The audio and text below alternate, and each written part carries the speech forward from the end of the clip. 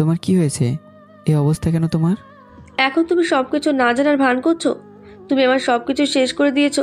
তুমি আমাকে গতকাল রাতে রেপ করেছো। আমার সতীত্ব তুমি নষ্ট করে দিয়েছো। এই যে খালু, আপনার ছেলে আমার জীবনটাকে নরকে পাঠিয়ে দিয়েছে। এই তুমি কি বলছো তাহিনা? আমি তোমাকে অনেক ভালোবাসি। আরে তোমরা সবাই তাহিনার কথা বিশ্বাস করো না। আব্বা মামার কথাটা তো বিশ্বাস করো। আমি তোমাদের ছেলে হয়ে এই কাজটা কি করে করতে পারি? শয়তান ছেলে, তুই আমার মান সম্মান সব কিছু ধুলোয় মিশিয়ে দিলি। তুই এমন একটা কাজ করতে পারছিস আমি জীবনে কল্পনাও করি নাই। আজ থেকে তুই আমার ছেলে না, আর কোনোদিন আমাকে বাবা হিসাবে পরিচয় দিবি না। আব্বা আমাকে আর মেরো না। আমি মরে যাব। আমি তোমার পায়ে পড়ছি আব্বু। আমি কোনো অন্যায় করিনি আব্বু। আমার কথাটা একবার শোনো। আমি আর সহ্য করতে পারছি না। আমার প্রাণ মনে হয় এক্ষুনি বের হয়ে যাবে। কিন্তু বাবার যেন সমস্ত দয়ামায়া উঠেই গেছে। আমাকে মেরেই চলেছে। আমার কথাগুলো শুনতেই পারছে না। মেরে মেরে একদম রক্তাক্ত করে ফেলেছে। তারপর আর কিছুই মনে নেই। আমি যখন ক্লাস 7-এ পড়তাম তখন থেকে আমি আমার খালাতো বোন তাহিনাকে অনেক ভালোবাসতাম। তাহিনাদের বাড়ির থেকে আমাদের বাড়ি ছিল 5 মিনিটের পথ। দুজনের বাড়িতে ভালোই যাতায়াত ছিল। আর ভালো বন্ধুও ছিলাম দুজন। সবসময় একসাথেই চলতাম। আমার খালাতো বোনের নাম হলো তাহিনা। তাহিনা আমার সাথে একই ক্লাসে লেখাপড়া করতো। ওর সাথে থাকতে থাকতে ওকে ভালোবেসে ফেলি। ক্লাস 7-এ থাকাকালে কখনো ওকে ভালোবাসার কথাটা বলার সাহস হয়নি, কারণ তখন বুঝতামই না ভালোবাসার মানে। তাই মনে মনে ওকে পছন্দ করেই গেছি। প্রত্যেক দিনে ওকে দেখতাম, কিন্তু ওকে নিজের মনের কথাটা বলতে ভয় পেতাম। এভাবে 2 বছর পেরিয়ে গেল। দুজনে ক্লাস 9-এ উঠে গেলাম। ক্লাস 9-এ উঠে অনেকটা স্বাভাবিক হয়ে গেলাম, আর সাথে নিজের মনের কথাটা বলার জন্য সাহসও তৈরি হয়ে গেল। আর তাহিনের সৌন্দর্য আরও বেড়ে গেল। ওকে দেখে ওর উপর আবার ক্রাশ খেলাম।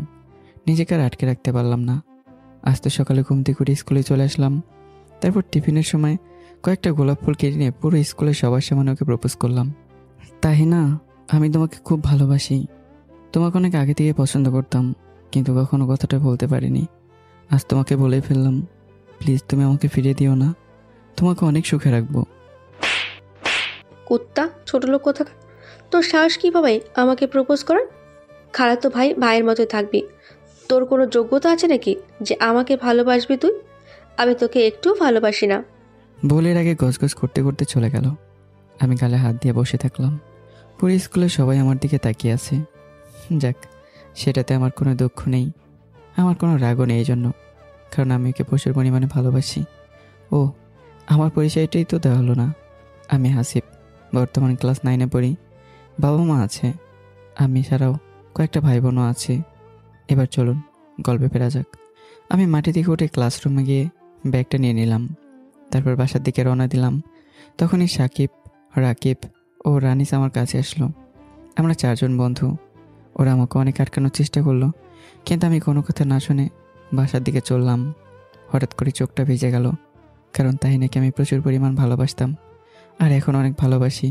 জানি না এটা ভালোবাসা নাকি ভালো লাগা, কিন্তু আমি ওকে ভালোবাসি। আজকে ফিরিয়ে দিয়েছে তো কি হয়েছে?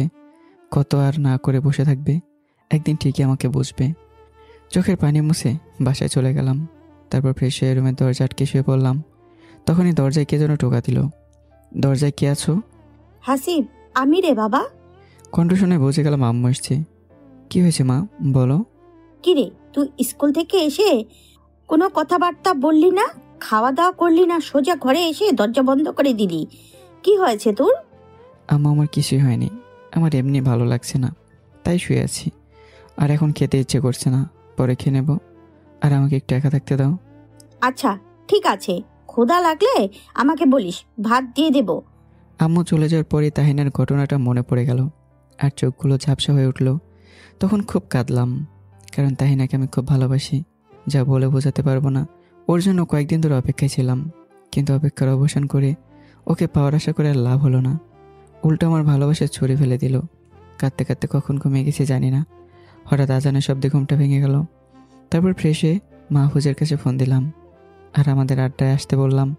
ফোনটা কেটে দিয়ে বাড়ি থেকে বের হয়ে গেলাম। একটু পরে আড্ডায় পৌঁছে যাই। ওখানে আগে থেকে বন্ধুরা বসেছিল। আমি গিয়ে চুপচাপ ওদের সাথে বসে বললাম, হাসিব, আজকে তোর মন খারাপ সেটা আমরা জানি। প্রতিদিন তো আমাদের সাথে মজা করিস, আজ এমনভাবে চুপ করে বসে থাকলে কেমন করে হবে বল? মুখটা পুরো বাংলার 5-এর মতো করে রেখেছিস। এখন ওই বিষয়ে ভাবা বাদ দে তো, যা হবার হয়ে গেছে। কিন্তু আমি তোকে কিছুদিন মন থেকে সরাতে পারছি না। থাপ্পড় মেরে তো আমার পুরো মান সম্মান ডুবিয়ে দিয়েছে। আমি ওকে খুব ভালোবাসি। আরে ভাই, ভালোবাসা পাওয়াটা অতটা সহজ নাকি? তাহিনা তোকে ভালোবাসে কিনা সেটা জেনেই ওকে প্রপোজ করে বসলে? তাও আবার পুরো স্কুলের সামনে ওকে প্রপোজ করেছিস, তোর কলিজা আছে বলতে হবে। আরে তোরা এখন এসব কথা বাদ দে তো। এমনিতে বেচার উপর দিয়ে আজ কত কিছু হয়ে গেল, তার উপর তোরা জ্ঞান দিচ্ছিস। হ্যাঁ, সবাই এবার চুপ করে যাও তো। আচ্ছা চলো একটু ঘুরে আসি, তাহলে ওর মনটা অনেক ফ্রেশ হয়ে যাবে। তারপর বন্ধুদের সাথে পুরো বিকাল ঘোরাঘুরি করলাম। সন্ধ্যার দিকে বাসায় চলে গেলাম। তারপর ফ্রেশ হয়ে নিজের রুমে চলে গেলাম। দুপুরে খাবার খাইনি, তাই আম্মু রুমে খাবার দিয়ে গেল। খাওয়া দাওয়া শেষ করে শুয়ে পড়লাম। সকাল উঠে স্কুলেও চলে গেলাম। প্রতিদিন তাহিনা আমার সাথে স্কুলে যেত আর বাসায় আসতো, কিন্তু আজকে আমার খবর পর্যন্ত নেয়নি। কী আর করবো, চুপচাপ ক্লাসে চলে গেলাম। ক্লাসে সবাই আমাকে দেখে হাসাহাসি শুরু করে দিল। তখন আমার বন্ধুরা আমার পাশে এসে দাঁড়ালো। আমরা চারজন মিলে ক্লাসটাকে কন্ট্রোল করতাম। বাট কালকের ঘটনার পর থেকে এলোমেলো হয়ে গেছি আমি। আমাদের চারজনকে দেখে সবার হাসি বন্ধ হয়ে গেল। তারপর বেঞ্চে বসে স্যারের জন্য অপেক্ষা করতে লাগলাম। অন্যদিকে তাহিনা ওর বান্ধবীদের সাথে এসে এসে কথা বলছে। দেখ তানিয়া, হাসিব আজকে অপমানে লজ্জায় মুখ তুলে তাকাতে পারছে না। এতদিন ধরে কি দাপটটাই না দেখিয়েছে, তোর চরকেই কাত হয়ে গেছে। না রে, তোরা যাই বলিস না কেন, ওকে এভাবে সবার সামনে চড় মারাটা ঠিক হয়নি তাহিনা। ওর মান সম্মান তো পুরোই ধুলোয় মিশিয়ে দিলি। ছেলেটাকে তো বুঝিয়ে বলতে পারতি। কি রে রুবিনা, তুই এবার আজকে ওর হয়ে কথা বলছিস কেন রে? শোন তোরা, হাসিব আমার খালাতো ভাই। এতদিন ধরে ওর সাথে আমি চলে আসছি। খুব ভালো বন্ধুত্ব আমাদের দুজনের, কিন্তু ভাবতেও পারিনি হাসিব এভাবে আমাদের বন্ধুত্বটা নষ্ট করে দেবে। আর শোন, আমি অন্য একটা ছেলেকে ভালোবাসি, তাই ওর ভালোবাসা নিতে পারলাম না। কিন্তু ও খুব ভালো ছেলে। আমার রিলেশন না থাকলে ওর সাথে সম্পর্কে জড়াতে পারতাম, কিন্তু গতকাল সবার সামনে এভাবে রিয়াক্ট করার কারণে রাগটাকে সামলাতে পারিনি। কিন্তু হাসিব সমস্ত সম্পর্ক পাল্টে দিল আমাদের। ওর সাথে আজ থেকে কোনো কথা নেই। আচ্ছা এখন সোজা হয়ে বস, স্যার চলে আসছে। তারপর স্যার রুমে প্রবেশ করতেই সকলে দাঁড়িয়ে যায়। স্যার হাজিরা খাতাটা টেবিলের উপর রেখে দিয়ে ঘুরে দাঁড়ায়। এই হাসিব, উঠে দাঁড়াও তুমি। স্যারের কথা মতো উঠে দাঁড়ালাম। জি স্যার বলুন। হাসিব, আমি তোমার থেকে এটা আশা করি নাই। তুমি পুরো স্কুলের সামনে তাহিনাকে প্রপোজ করলে। তোমার বাবা জানতে পারলে কি হবে জানো? আর তোমার বাবার মান সম্মান কোথায় চলে গেল তোমার জন্য? তোমাকে এতদিন খুব ভালো ছেলে হিসেবে জেনে এসেছি, আর তুমি কিনা, তোমাকে আর কি বলবো। এখন বসে মনোযোগ দিয়ে ক্লাস করো। স্যারের কথা শুনে খুব কষ্ট হতে লাগলো। তারপর বসে বললাম। পুরো ক্লাস শেষ করে স্যার চলে গেল। তারপরে তাহিনা ক্লাস থেকে বেরোতেই আমি আর সামনে গিয়ে দাঁড়ালাম। তাহিনা, আমার কথাটা একটু শোনো। তাহিনা আমাকে দেখে রাগে কটমট করতে থাকলো, যেন চোখ দিয়ে এক্ষুনি আগুন বেরোবে। ওই ছোট লোকের বাচ্চা, তো দেখছি গতকাল থাপ্পড়গুলো খেয়েও লজ্জা হয়নি, আবার আমার পেছনে লেগেছিস। আর যেটুকু মর্যাদা আমার কাছে অবশিষ্ট ছিল সেটাও এই মুহূর্তে হারিয়ে ফেললি। এবার বেশি বাড়াবাড়ি করলে তোর বাবার কাছে গিয়ে সব বলে দেব। বাবার কথা শুনে যেন কলিজায় পানি শুকিয়ে গেল, কারণ বাবাকে আমি জমের মতো ভয় পাই। একেবারে আমার দুর্বল জায়গায় কথাটা বলেছে।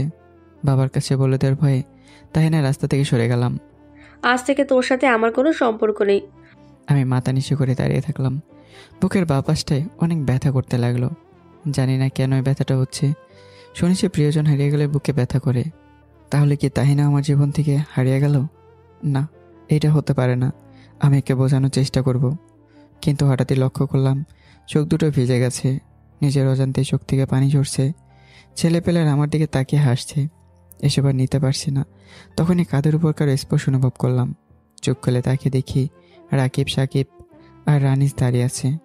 দোস্ত, এত পরিমাণ চাপ নিস না, তাহলে তো ভেঙে পড়ে যাবি। আরে তাহিনা আজ তোর ভালোবাসা না বুঝলেও একদিন ঠিকই বুঝে যাবে। দোস্ত, আমি তাহিনাকে নিয়ে তো চিন্তা করছি না। একটু কষ্ট হচ্ছে ঠিকই, কিন্তু তার থেকে বেশি কষ্ট হচ্ছে এই দেখে যে স্কুলটাকে আমরা এতদিন ধরে নিজেদের আয়ত্তে নিয়ে আসছি। সবাই আমাদেরকে দেখে আমাদের উপরে কথা বলার মতো সাহসী পেত না, কিন্তু তাহিনার কাছ থেকে অপমানিত হওয়ার পর স্কুলের ছেলেপেলেরা আমাকে দেখে হাসছে। পাশে তাকিয়ে দেখ, আমাদের দিকে সবাই তাকিয়ে আছে। ইচ্ছে করলে ওদেরকে কন্ট্রোল করতে সময় লাগবে না, কিন্তু এখন আর এসব ভালো লাগছে না। কি বলিস? সবাই তাকিয়ে আছে মানে? আমি পাশে তাকিয়ে দেখি ছেলেপেলেরা ওদের দিকে তাকিয়ে আছে। এ হারামির দল, তোদের আর খেয়ে দিয়ে কাজ নেই? তোরা এখানে দাঁড়িয়ে কি সিনেমা দেখতেছিস নাকি? 1 মিনিটের ভিতরে যেন এখানে কাউকে না দেখি। সাকিবের কথা শুনে ছেলেপেলেগুলো ভয় পেয়ে চলে যায়, কারণ সবাই জানে যে আমরা চারজন কোন কিসিমের জিনিস। সবাই আমাদেরকে ভয় পায়। সবাই চলে গেলে চারজন মিলে আবারও ক্লাসে চলে যায়। কিন্তু আমার মনটা কিছুতেই ভালো হচ্ছে না, তাই সবাই মিলে স্কুল থেকে বেরিয়ে ঘুরতে যাই। যদি একটু আমার মনটা ভালো হয়, একটু পর সবাই হোটেলে গিয়ে দুপুরের খাবারটাও খেয়ে নেই। তারপর যে যার মতো বাড়িতে চলে যাই। বাড়ি থেকে ফ্রেশ হয়ে নিলাম, তারপর বিছানায় হেলান দিয়ে বসলাম। মনটা কিছুতেই ভালো হচ্ছে না। তাহিনা তো আজ বলেই দিল যে সমস্ত সম্পর্ক শেষ। তাহলে কি আমার সাথে আর কখনোই কথা বলবে না? না, ওর কাছে কি ওকে আবার বোঝাবো যে আমার ভুল হয়ে গেছে, আমরা ভালো বন্ধু হয়ে থাকবো। তারপর আস্তে আস্তে ওকে মানিয়ে নিয়ে মনের কথাটা বলে দেব, তখন হয়তো আমাকে মেনে নেবে। কিন্তু একটা কথা, মাসের তো তাহিনা আমাদের বাসায় 3 থেকে 4 বার আসে। আমিও সেভাবে ওদের বাসায় যাতায়াত করি। তাহলে আমি ওদের বাসায় যাব না? কী সব ভাবছি। এখন ওদের বাসায় গেলে যদি আর কথা না বলে, তার চেয়ে ভালো হবে তাহিনা আমাদের বাড়িতে আসলে ওর সাথে কথা বলবো। হাসিব, এখনো দরজা আটকে দিয়ে কি করছিস? কারো ডাকে আটকে উঠলাম। দরজার বাইরে থেকে আম্মু ডাকছে। হ্যাঁ, কি হয়েছে আম্মু, ডাকছো কেন? আম্মু ডাকছি কি আর এমনিতে? সেই আজও স্কুল থেকে এসে কোনো কথা বলা নেই, দরজা আটকে দিয়ে বসে আছিস, আবার কিছু খাস নাই। তোর কি হয়েছে বলতো? আম্মু, আমার কিছুই হয়নি, এমনি ভালো লাগছে না। আর আমি বাইরে থেকে সাকিবদের সাথে খেয়ে আসছি। তুমি এখন যাও, আমি একটু ঘুমাবো। আমার কথা মতো আম্মু চলে গেল। বিছানা থেকে নেমে টেবিলের উপর থেকে আমার প্রিয় ডায়েরিটা নিলাম। এই ডায়েরিতে আমার জীবনের গল্প লিখি। প্রত্যেক দিনের ঘটে যাওয়া সব কিছু এই ডায়েরিতে লিখে রাখি। তো আজকেও সারাদিনে সব কিছু লিখে ফেললাম ডায়েরিতে। এই ডায়েরিটা পড়লে যে কেউ আমার জীবন সম্পর্কে জানতে পারবে। তারপর ডায়েরিটা লিখে ঘুমিয়ে পড়লাম। এভাবেই সারাটা দিন কেটে যায়। তাহিনা আমাদের বাসায় আসেনি, রাতেও আসলো না। কি আর করার আছে। আমার রাতের খাবার খেয়ে আমি ঘুমিয়ে পড়লাম। পরদিন সকালবেলা ঘুম থেকে উঠে খালার বাসায় চলে গেলাম। তারপর দরজায় নক করে দাঁড়িয়ে থাকলাম। একটু পর খালা এসে দরজা খুলে দিল। কি রে হাসিব, আমাদের কথা কি ভুলে গেছিস নাকি? যেখানে সপ্তাহে 1 থেকে 2 দিন আসিস আমার বাড়িতে, আর কয়দিন চলে গেল, তোর তো কোনো দেখাই পেলাম না। আরে খালাই, এমনিতেই আসা হয়নি, এখন তো এসেছি তোমার বাড়িতে, আমাকে মন ভরে দেখে নাও। হয়েছে, আর এত ঢং করতে হবে না, ছেলে তো দেখছি বড় হয়ে গেছে। তোমার বাড়িতে আসলাম, আমাকে ঢুকতে পর্যন্ত বললে না? এখানে কি দাঁড় করে রাখবে নাকি? ওগো, আজ সূর্য কোন দিক দিয়ে উঠেছে?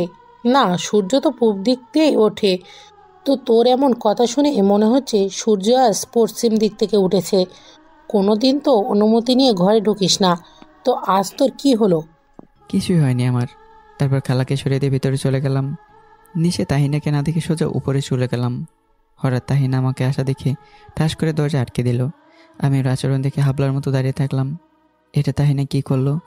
অন্য সময় আমার সাথে বসে গল্প করতো, কিন্তু এখন আমাকে দেখে রুমে দরজা বন্ধ করে দিল। দরজার সামনে গিয়ে তাহিনাকে অনেক সময় ধরে ডাকলাম, কিন্তু কোনো সাড়া শব্দ পেলাম না। তাই নিরুপায় হয়ে ওখান থেকে চলে আসলাম। খালা দেখি রান্না করতেছে। রান্না করে গিয়ে খালাকে ডাক দিলাম, খালা, আমি চলে যাচ্ছি। কি বললি তুই? এতদিন পর সকালবেলা বাড়িতে এসেছিস, আর এখন বলছিস চলে যাবি? না খেয়ে এক পা এখান থেকে নড়বি না। 5 মিনিটে রান্না হয়ে যাবে, তুই সোফায় গিয়ে বসে টিভি দেখ। জানি আর কিছু বললে খালা শুনবে না। তাহিনের কাছে এসেছিলাম, কিন্তু আমার সাথে কথা না বলাতে এখন আর থাকতে ইচ্ছে করছে না। তবুও খালা আটকে দিল। প্রচুর পরিমাণ বিরক্তি নিয়ে সোফায় বসলাম। একটু পরই খালা টেবিলে খাবারগুলো দিল। এই হাসিব, টেবিলে এসে বস, খেয়ে যা। আমি টেবিলে গিয়ে বসলাম। তখনই পিছনে কারো পায়ের শব্দ পেলাম। তাকে দেখে তাহিনা আসছে। আমাকে দেখে ওর চোখে বিরক্তির ভাবটা ফুটে উঠল। আম্মু, আমাকে খাবার দাও, আমি রুমে গিয়ে খাবো, আমার কিছু কাজ আছে, টেবিলে খেতে পারবো না। তাহিনার কথা শুনে খুব কষ্ট পেলাম। আগে খালা বাড়িতে আসলে আমাকে ছাড়া খাবারই খেত না, আর এখন আমাকে দেখে টেবিলে এসে বসছে না। মনে কষ্ট নিয়ে খাবারগুলো খেয়ে বাড়িতে চলে গেলাম। তারপর 1 মাস চলে গেল এইভাবেই। আমার সাথে তাহিনা একটা কথা বলেনি, এড়িয়ে চলেছে আমাকে। 1 মাস পর আমার মনটা বেশ একটু ভালো হয়ে যায়, কিন্তু ওই যে বলে না, ভালো বেশি দিন থাকে না। একদিন বিকেলবেলায় মনটা অনেক খারাপ লাগছিল, তাই বাড়ির পাশের একটা পার্কে ঘুরতে যাই। বেশ কিছুক্ষণ ধরে পার্কে ঘুরতে লাগলাম, কিন্তু এক জায়গায় চোখটা আটকে গেল।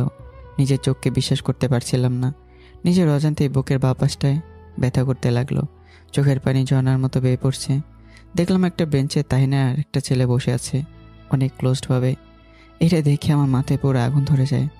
এমনিতেই তাহিনা আমাকে পাত্তা দিচ্ছে না, সেই কষ্টেই আছি।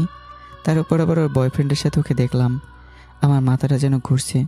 ইচ্ছে তো করছে ওই ছেলেটাকে খুব মেরে আসি, কিন্তু ওর সাথে তাহিনা থাকায় সাহসটা আর পেলাম না। আচ্ছা, মাথাটাকে শান্ত করি। তাহিনা তো আমার খালাতো বোন, সো আমার অধিকার ওর উপরে সবচেয়ে বেশি। আমি যদি ছেলেটাকে বুঝিয়ে বলি যে আমি তাহিনাকে অনেক ভালোবাসি, তাহলে হয়তো ছেলেটা তাহিনার থেকে দাবি উঠিয়ে নেবে। কিন্তু ছেলেটাকে চিনি না, এমনকি ওর বাড়ির ঠিকানাও জানি না, তাহলে ওকে পাবো কোথায়? কিছুক্ষণ চিন্তা করে দেখলাম যে কী করা যায়। তখনই মাথায় একটা ভালো প্ল্যান আসলো। আমার 3 বন্ধুকে ফোন দিয়ে পার্কে ডাক দিলাম যে জরুরি একটা কাজ করতে হবে, তাড়াতাড়ি চলে আয়। একটু পর সবাই চলে আসলো।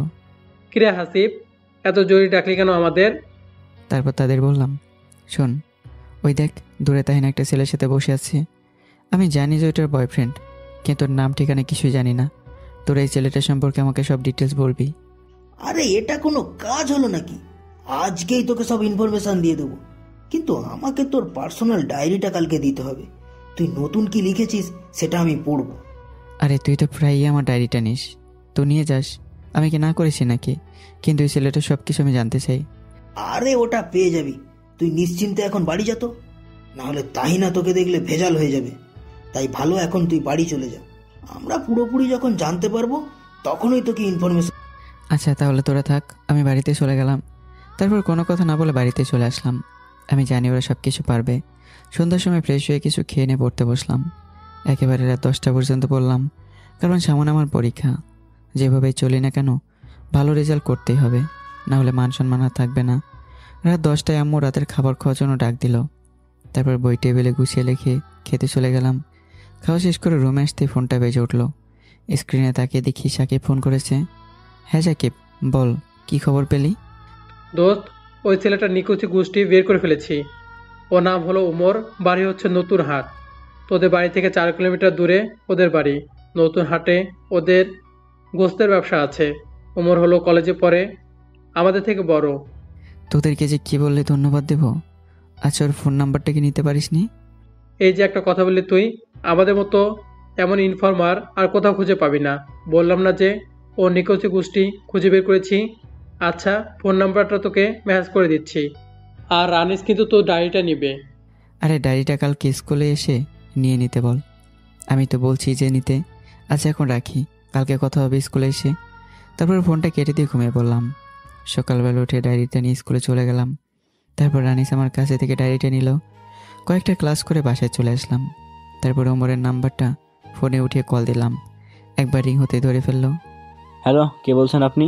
নাম্বার তো আমার ফোনের সেভ করা নাই। হ্যালো, আসসালামু আলাইকুম ভাইয়া, কেমন আছেন আপনি? হ্যাঁ, আমি তো ভালো আছি, বাট আপনি কে? দেখুন ওমর ভাই, আপনি আমার থেকে বড়। আমার নাম হাসিবুল, সবাই হাসিব নামেই ডাকে। আর আমার পরিচয় হচ্ছে, আমি তাহিনার খালাতো ভাই। আর তাহিনার তো আপনার সাথে সম্পর্ক আছে। হ্যাঁ, আমি তাহিনার সাথে প্রেম করি। তো তুমি কি করে জানলে? ভাই আমি জানি তো সেটা, যে আপনি তাহিনার সাথে প্রেম করেন। আর আমি জানলাম কিভাবে? ওটা কোনো বড় বিষয় না, কারণ ওসব খবর জানা আমার পক্ষে কোনো বড় কাজ নয়। আপনার বাড়ি কোথায়, কিসের ব্যবসা আছে, আমি সবই জানি। আচ্ছা শোনেন ভাই, অনেক কথা বলে ফেললাম। আমি যে জন্য আপনাকে ফোন করেছি, তাহিনাকে আমি অনেক ভালোবাসি, সেই ছোটোবেলা থেকেই। তারপর কয়েকদিন আগে ওকে প্রপোজও করি, কিন্তু আমাকে অনেক অপমান করে ফিরিয়ে দেয়। হয়তো সেটা আপনার জন্যই, কারণ আপনারা একে অপরকে ভালোবাসেন। তাই বলছি কি, আপনি যদি কষ্ট করে ওকে ভুলে যেতেন, তাহলে আমার লাইফে আর কোনো সমস্যা থাকতো না। এই ছোটো ভাইটার জন্য তো এতটুকু স্যাক্রিফাইস করতে পারবেন। এ হাসিব, তোমার কি মাথা খারাপ হয়ে গেছে নাকি? আমি তাজিনাকে খুব ভালোবাসি, ওকে ভুলে যাওয়া আমার পক্ষে সম্ভব না। আর কি বললে, তুমি ওকে ভালোবাসো? আরে তাহিনা তো তোমাকে পছন্দই করে না। আচ্ছা ভাইয়া, আপনি খুব লাকি যে তাহিনার মতো একটা মেয়েকে পেয়েছেন। আপনার মতো একজন ভাগ্যবান লোকের সাথে আমি দেখা করতে চাই, প্লিজ এতে না করবেন না। আচ্ছা ঠিক আছে, কালকে বিকালবেলা তাহিনাদের বাসার পাশের পার্কে চলে এসো, সেখানে দুজন দেখা করব। ভাই আপনাকে যে কী বলে ধন্যবাদ দেব সেটা বলে বোঝাতে পারছি না। আচ্ছা ভাইয়া, তাহলে কালকে পার্কে দেখা হবে আমাদের। তারপর কথা শেষ করে রাতে ঘুমিয়ে গেলাম। পরদিন খুশি মন নিয়ে ঘুম থেকে উঠলাম। আজকে অমর ভাইকে অনেক বোঝাবো, যেন তাহিনাকে আমার জীবনে দিয়ে দেয়, না হলে আমি ওকে না পাওয়ার কষ্টে মরেই যাব। পুরোটা দিন অনেক অস্বস্তিতেই কাটলো, কারণ সময় যেন ফুরোচ্ছেই না। অবশেষে বিকালবেলা পার্কে গিয়ে হাজির হলাম। ওমর ভাই আমাকে চেনে না, তাই দেখলাম একটা বেঞ্চে বসে আছে। তারপর আমি তার কাছে গেলাম। হ্যালো ওমর ভাই, কেমন আছেন আপনি? সরি ভাইয়া, আমি তো তোমাকে চিনতে পারলাম না। আরে ভাইয়া, গতকাল রাতে ওই যে আপনার সাথে কথা বললাম, আমি সেই হাসিব। ও, তোমাকে এবার চিনতে পারলাম। তো তুমি সেই হাসিব যে তাহিনাকে অনেক ভালোবাসো? হ্যাঁ ভাইয়া, আমি ওকে অনেক ভালোবাসি। বলে ওমর ভাইয়ের পায়ে পড়ে গেলাম। ভাই, আপনার পায়ে পড়ি, আপনি আমাকে ফিরিয়ে দিয়েন না। তাহিনাকে আমি অনেক ভালোবাসি, প্লিজ আপনি ওর সাথে ব্রেকআপটা করে নিন। আমি ওকে ছাড়া বাঁচবো না, ওকে আমার জীবনের থেকে অনেক বেশি ভালোবাসি। হাসিবকে পা থেকে ছাড়িয়ে নিয়ে, ধরু মিয়া, কি করছো তুমি এসব? তোমার কি মাথা খারাপ হয়ে গেছো নাকি? আমি তাহিনাকে খুব ভালোবাসি আর ভবিষ্যতে ওর সাথে বিয়ে করব। তুমি কই থেকে উড়ে এসে জুড়ে বসেছো? এখন সরো তো এখান থেকে, শুধু শুধু আমার সময়গুলো নষ্ট করলে। আমার প্রচণ্ড পরিমাণে রাগ উঠে গেল। তখনই পার্কে থেকে চলে আসলাম বাড়িতে। বিকেলে বন্ধুদের কাছে সব কিছু খুলে বললাম।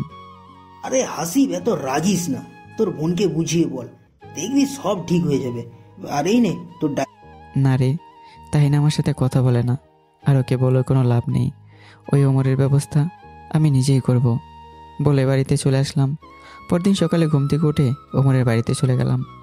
দেখি ওমর রেডি হয়ে কলেজে যাচ্ছে, তখন আর পিছু নিলাম। একটা সময় ওকে একা পেয়ে হাত জোর করে পায়ে পড়ে অনেক রিকোয়েস্ট করলাম, কিন্তু কোনোভাবেই তাহিনাকে ছাড়তে রাজি হলো না। প্রচণ্ড রাগ হয়ে গেল তখন। রাগের ছোটোর পেটে একটা ঘুষি দিলাম। ওমর মার খেয়ে কোকড়ে উঠল আর ব্যথায় কাতরাতে থাকলো। কিরে, তুই তাহিনাকে ছাড়বি না? তোকে তো আজকে মেরে ফেলবো বলে ওকে মারতে শুরু করে দিলাম। আমি রাগের চোটে কতক্ষণ মেরেছি সেটা আমি নিজেও জানি না।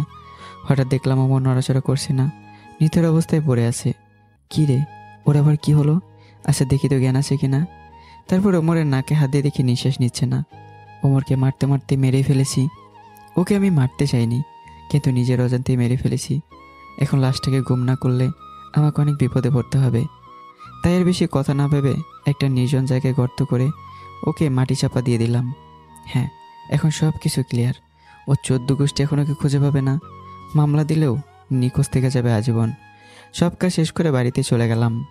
এখন অনেকটা খুশি লাগছে, মাঝে মাঝে মনের অজান্তেই হাসি পাচ্ছিল। সন্ধ্যার দিকে খেয়ে দিয়ে পড়তে বসলাম। আজকে তো দেখছি পড়ালেখায় অনেক মনোযোগ বসেছে। যাই হোক, পড়তে লাগলাম। হঠাৎ টেবিলের উপর নজর পড়ল, আমার ডায়েরিটা শুয়ে রয়েছে সেটা। এখন ওকে একটু জাগাতে হবে। তারপর ডায়েরিটা নিয়ে লিখতে বসলাম। আজকের দিনে যা যা করেছি সব কিছু লিখে ফেললাম, কিন্তু কিছু লেখা বাদ রেখে দিলাম, কারণ আর লিখতে ইচ্ছে করছিল না। ভাবলাম যে ক্লাসে গিয়ে লিখব, তাই ডায়েরিটা ব্যাগের মধ্যেই রেখে দিলাম। রাতে খাওয়া শেষ করে ঘুমিয়ে পড়লাম। পরদিন সকালে ঘুম থেকে উঠে স্কুলে চলে গেলাম। স্কুলে গিয়ে দেখি আমার 3 বন্ধু আগে থেকে এসে বসে আছে। তারপর ওদের সাথে কিছুক্ষণ আড্ডা দিয়ে ক্লাসে চলে গেলাম। কিছুক্ষণ পর স্যার এসে প্রথমেই আমার পড়া ধরলো, কারণ আমার উপর অনেক রেগে আছে তাহিনের ঘটনাটাকে নিয়ে। কিন্তু আমি খুশি মনে পড়াগুলো দিয়ে দিই। স্যার আমার সঠিক উত্তর শুনে পুরো অবাক হয়ে যায়, কারণ এর আগে আমি কখনো এমনভাবে পড়া বলতে পারিনি। স্যার আমার উপর অনেক খুশি হয়ে যায়। হাসিব, তুমি দেখি পাল্টে গেছো, সবসময় এভাবে লেখাপড়া করবে, এখন তুমি বসতে পারো। স্যারের অনুমতি নিয়ে বসে পড়লাম। তারপর ক্লাসটা শেষ করে বাইরে চলে আসলাম। তারপর একটা জায়গায় বসে ব্যাগ থেকে ডায়েরিটা বের করে লিখতে শুরু করলাম। কিছুক্ষণ পর রানিস আমার কাছে আসে। কিরে রানিস, বাকিরা কোথায়? ওদের বলে কি কাজ আছে, তাই তো চলে গেল, একটু পরে চলে আসবে। আচ্ছা, তুই কি ডায়েরি লিখছিস এখন? হ্যাঁ রে, তুই তো জানিসই যে আমার লাইফের সব কিছু ডায়েরিতে লিখে রাখি। গতকাল রাতে লিখতে বসছিলাম, কিন্তু চোখে ঘুম থাকার কারণে পুরো লিখতে পারিনি, তাই এখন লিখতে বসলাম। দোস্ত, তোর লাইফের সব কিছুই তো আমরা জানি, কিন্তু তবুও তোর ডায়েরিটা পড়লে অনেক ভালো লাগে। তুই অনেক ভালো করে লিখতে পারিস সব কিছু। তাহলে লেখা শেষ হয়ে গেলে আমাকে দিস, আমিও পড়বো কিন্তু। আচ্ছা ঠিক আছে, নিয়ে যাস, কিন্তু এখন তো চুপচাপ করে লিখতে দে। আচ্ছা ঠিক আছে, তুই লিখতে থাক, আমি একটু ওদিকটাতে যাই। রানী চলে যাওয়ার পর আমি আবার লিখতে শুরু করে দিলাম। লিখে শেষ করে ঘড়ির দিকে তাকিয়ে দেখি ক্লাসের সময় হয়ে গেছে। তারপর ডায়েরিটা ব্যাগে ঢুকিয়ে নিয়ে ক্লাসে চলে গেলাম। আমাদের 4 বন্ধুর মধ্যে একটা ব্রেঞ্চ আগে থেকেই বুক করা থাকে। সাকিব, রাকিব আর আনিস দেখি আগে থেকে সেখানে বসে আছে। তারপর আমি ওদের সাথে বসে পড়লাম। তখনই স্যার ঢুকলো। এই যে শোনো, তোমাদের পরীক্ষার কিন্তু আর বেশি দেরি নাই, সো তোমাদেরকে ভালো করে প্রস্তুতি নিতে হবে। আর আজকে তোমার জন্য পরীক্ষা সাজেশন দিয়ে যাব। স্যারের সাজেশনগুলো মন দিয়ে শুনতে লাগলাম আর খাতায় নোট করে ফেললাম। তখনই রানিস আমাকে ধাক্কা দিল। কিরে আসিফ, ডায়েরিটা দিবি না? আমি জানতাম তুই ভুলে যাবি, এখন ডায়েরিটা আমাকে আমি ওটা আজকেই পড়ব।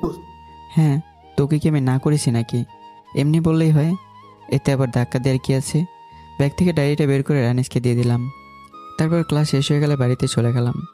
অন্যদিকে তাহিনা তো পাগল হয়ে যাচ্ছে, কারণ ওই বয়ফ্রেন্ড ওমরের কোনো খোঁজই পাচ্ছে না।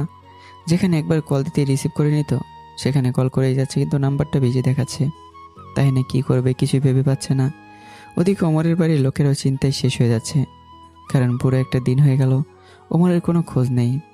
ওর কলেজে স্যাররা বলেছে গতকাল কলেজে যায়নি। আজকে দুপুর হয়ে গেল, ওমর এখনও বাড়িতে ফেরেনি। ওমরের বাবার গোস্তের ব্যবসায় বেশ ভালো পরিচিতি, তাই সব জায়গা থেকে খোঁজ নিয়ে নিয়েছে, কোথাও বাদ রাখেনি। ওমরের কলেজ, সমস্ত ফ্রেন্ড সার্কেল, ওর আত্মীয় স্বজন যারা আছে, কিন্তু কেউ কোনো খোঁজ দিতে পারেনি। পুরো বাজার তল্লাশি করে ফেলেছে, ওমরকে কোথাও পাওয়া যায়নি। ওমরের পরিবারের সবাই তো চিন্তা একেবারে শেষ হয়ে যাচ্ছে। পরিবারে কান্নায় রোল পড়ে গেছে। সবার থেকে বেশি খারাপ অবস্থা ওমরের মায়ের। তিনি তো বারবার বেহুশ হয়ে যাচ্ছেন, আবার জ্ঞান ফেরানো হচ্ছে। কোনো উপায় না পেয়ে ওমরের বাবা থানায় চলে যান। সেখানে গিয়ে একটা নিখোঁজ হওয়ার মামলা দিয়ে আসে। ওমরের বাবা পুলিশের কাছে গিয়ে কান্নায় ভেঙে পড়ে, কারণ তার ছেলেকে যে খুবই ভালোবাসে।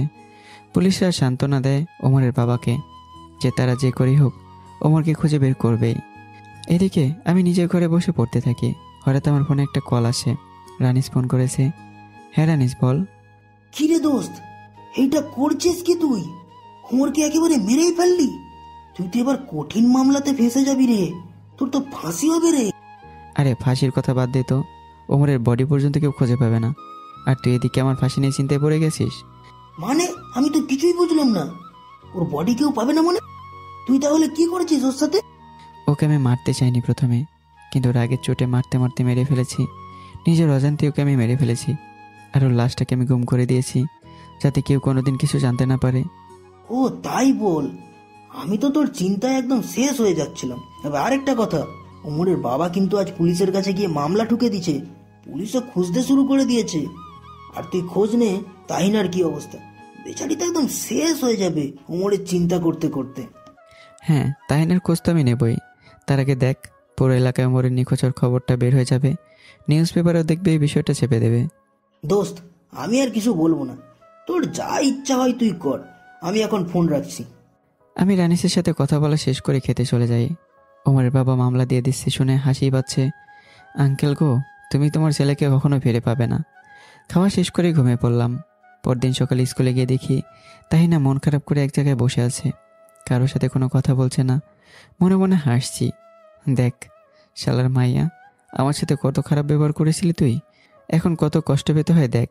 আমিও কম কষ্ট পাইনি, তুই আমাকে অনেক অপমান করছিলি, কিন্তু তোর উপরে আমি রেগে নেই। ওর দিকে না তাকিয়ে থেকে ক্লাসে চলে গেলাম। রানিস আমার দিকে হা হয়ে তাকিয়ে আছে। আমি তো জানি যে ও এখন আমাকে কি বলবে, তাই ওর মুখটা এখন বন্ধ রাখতে বললাম। ক্লাসগুলো শেষ করে বাসায় চলে গেলাম। এদিকে রানিস আমার ডায়েরিটা পড়ছে। তখনই রানিসের গার্লফ্রেন্ড এসে ওর হাত থেকে ডায়েরিটা নিয়ে নিল। রানিস একটু ভয় পেয়ে গেল। তারপর পিছনে তাকে দেখে ওর গার্লফ্রেন্ড মানসুরা দাঁড়িয়ে আছে। এই, তোমার কি মাথা খারাপ হয়ে গেছে?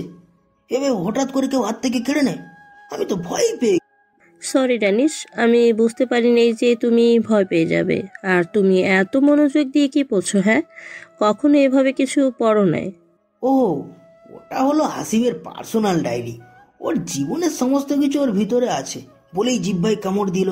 ইস, ভুল করে সবকিছু বলে ফেলেছি। এখন যদি মানসুরা ডায়েরিটা চেয়ে বসে তাহলে তো না করতে পারবো না।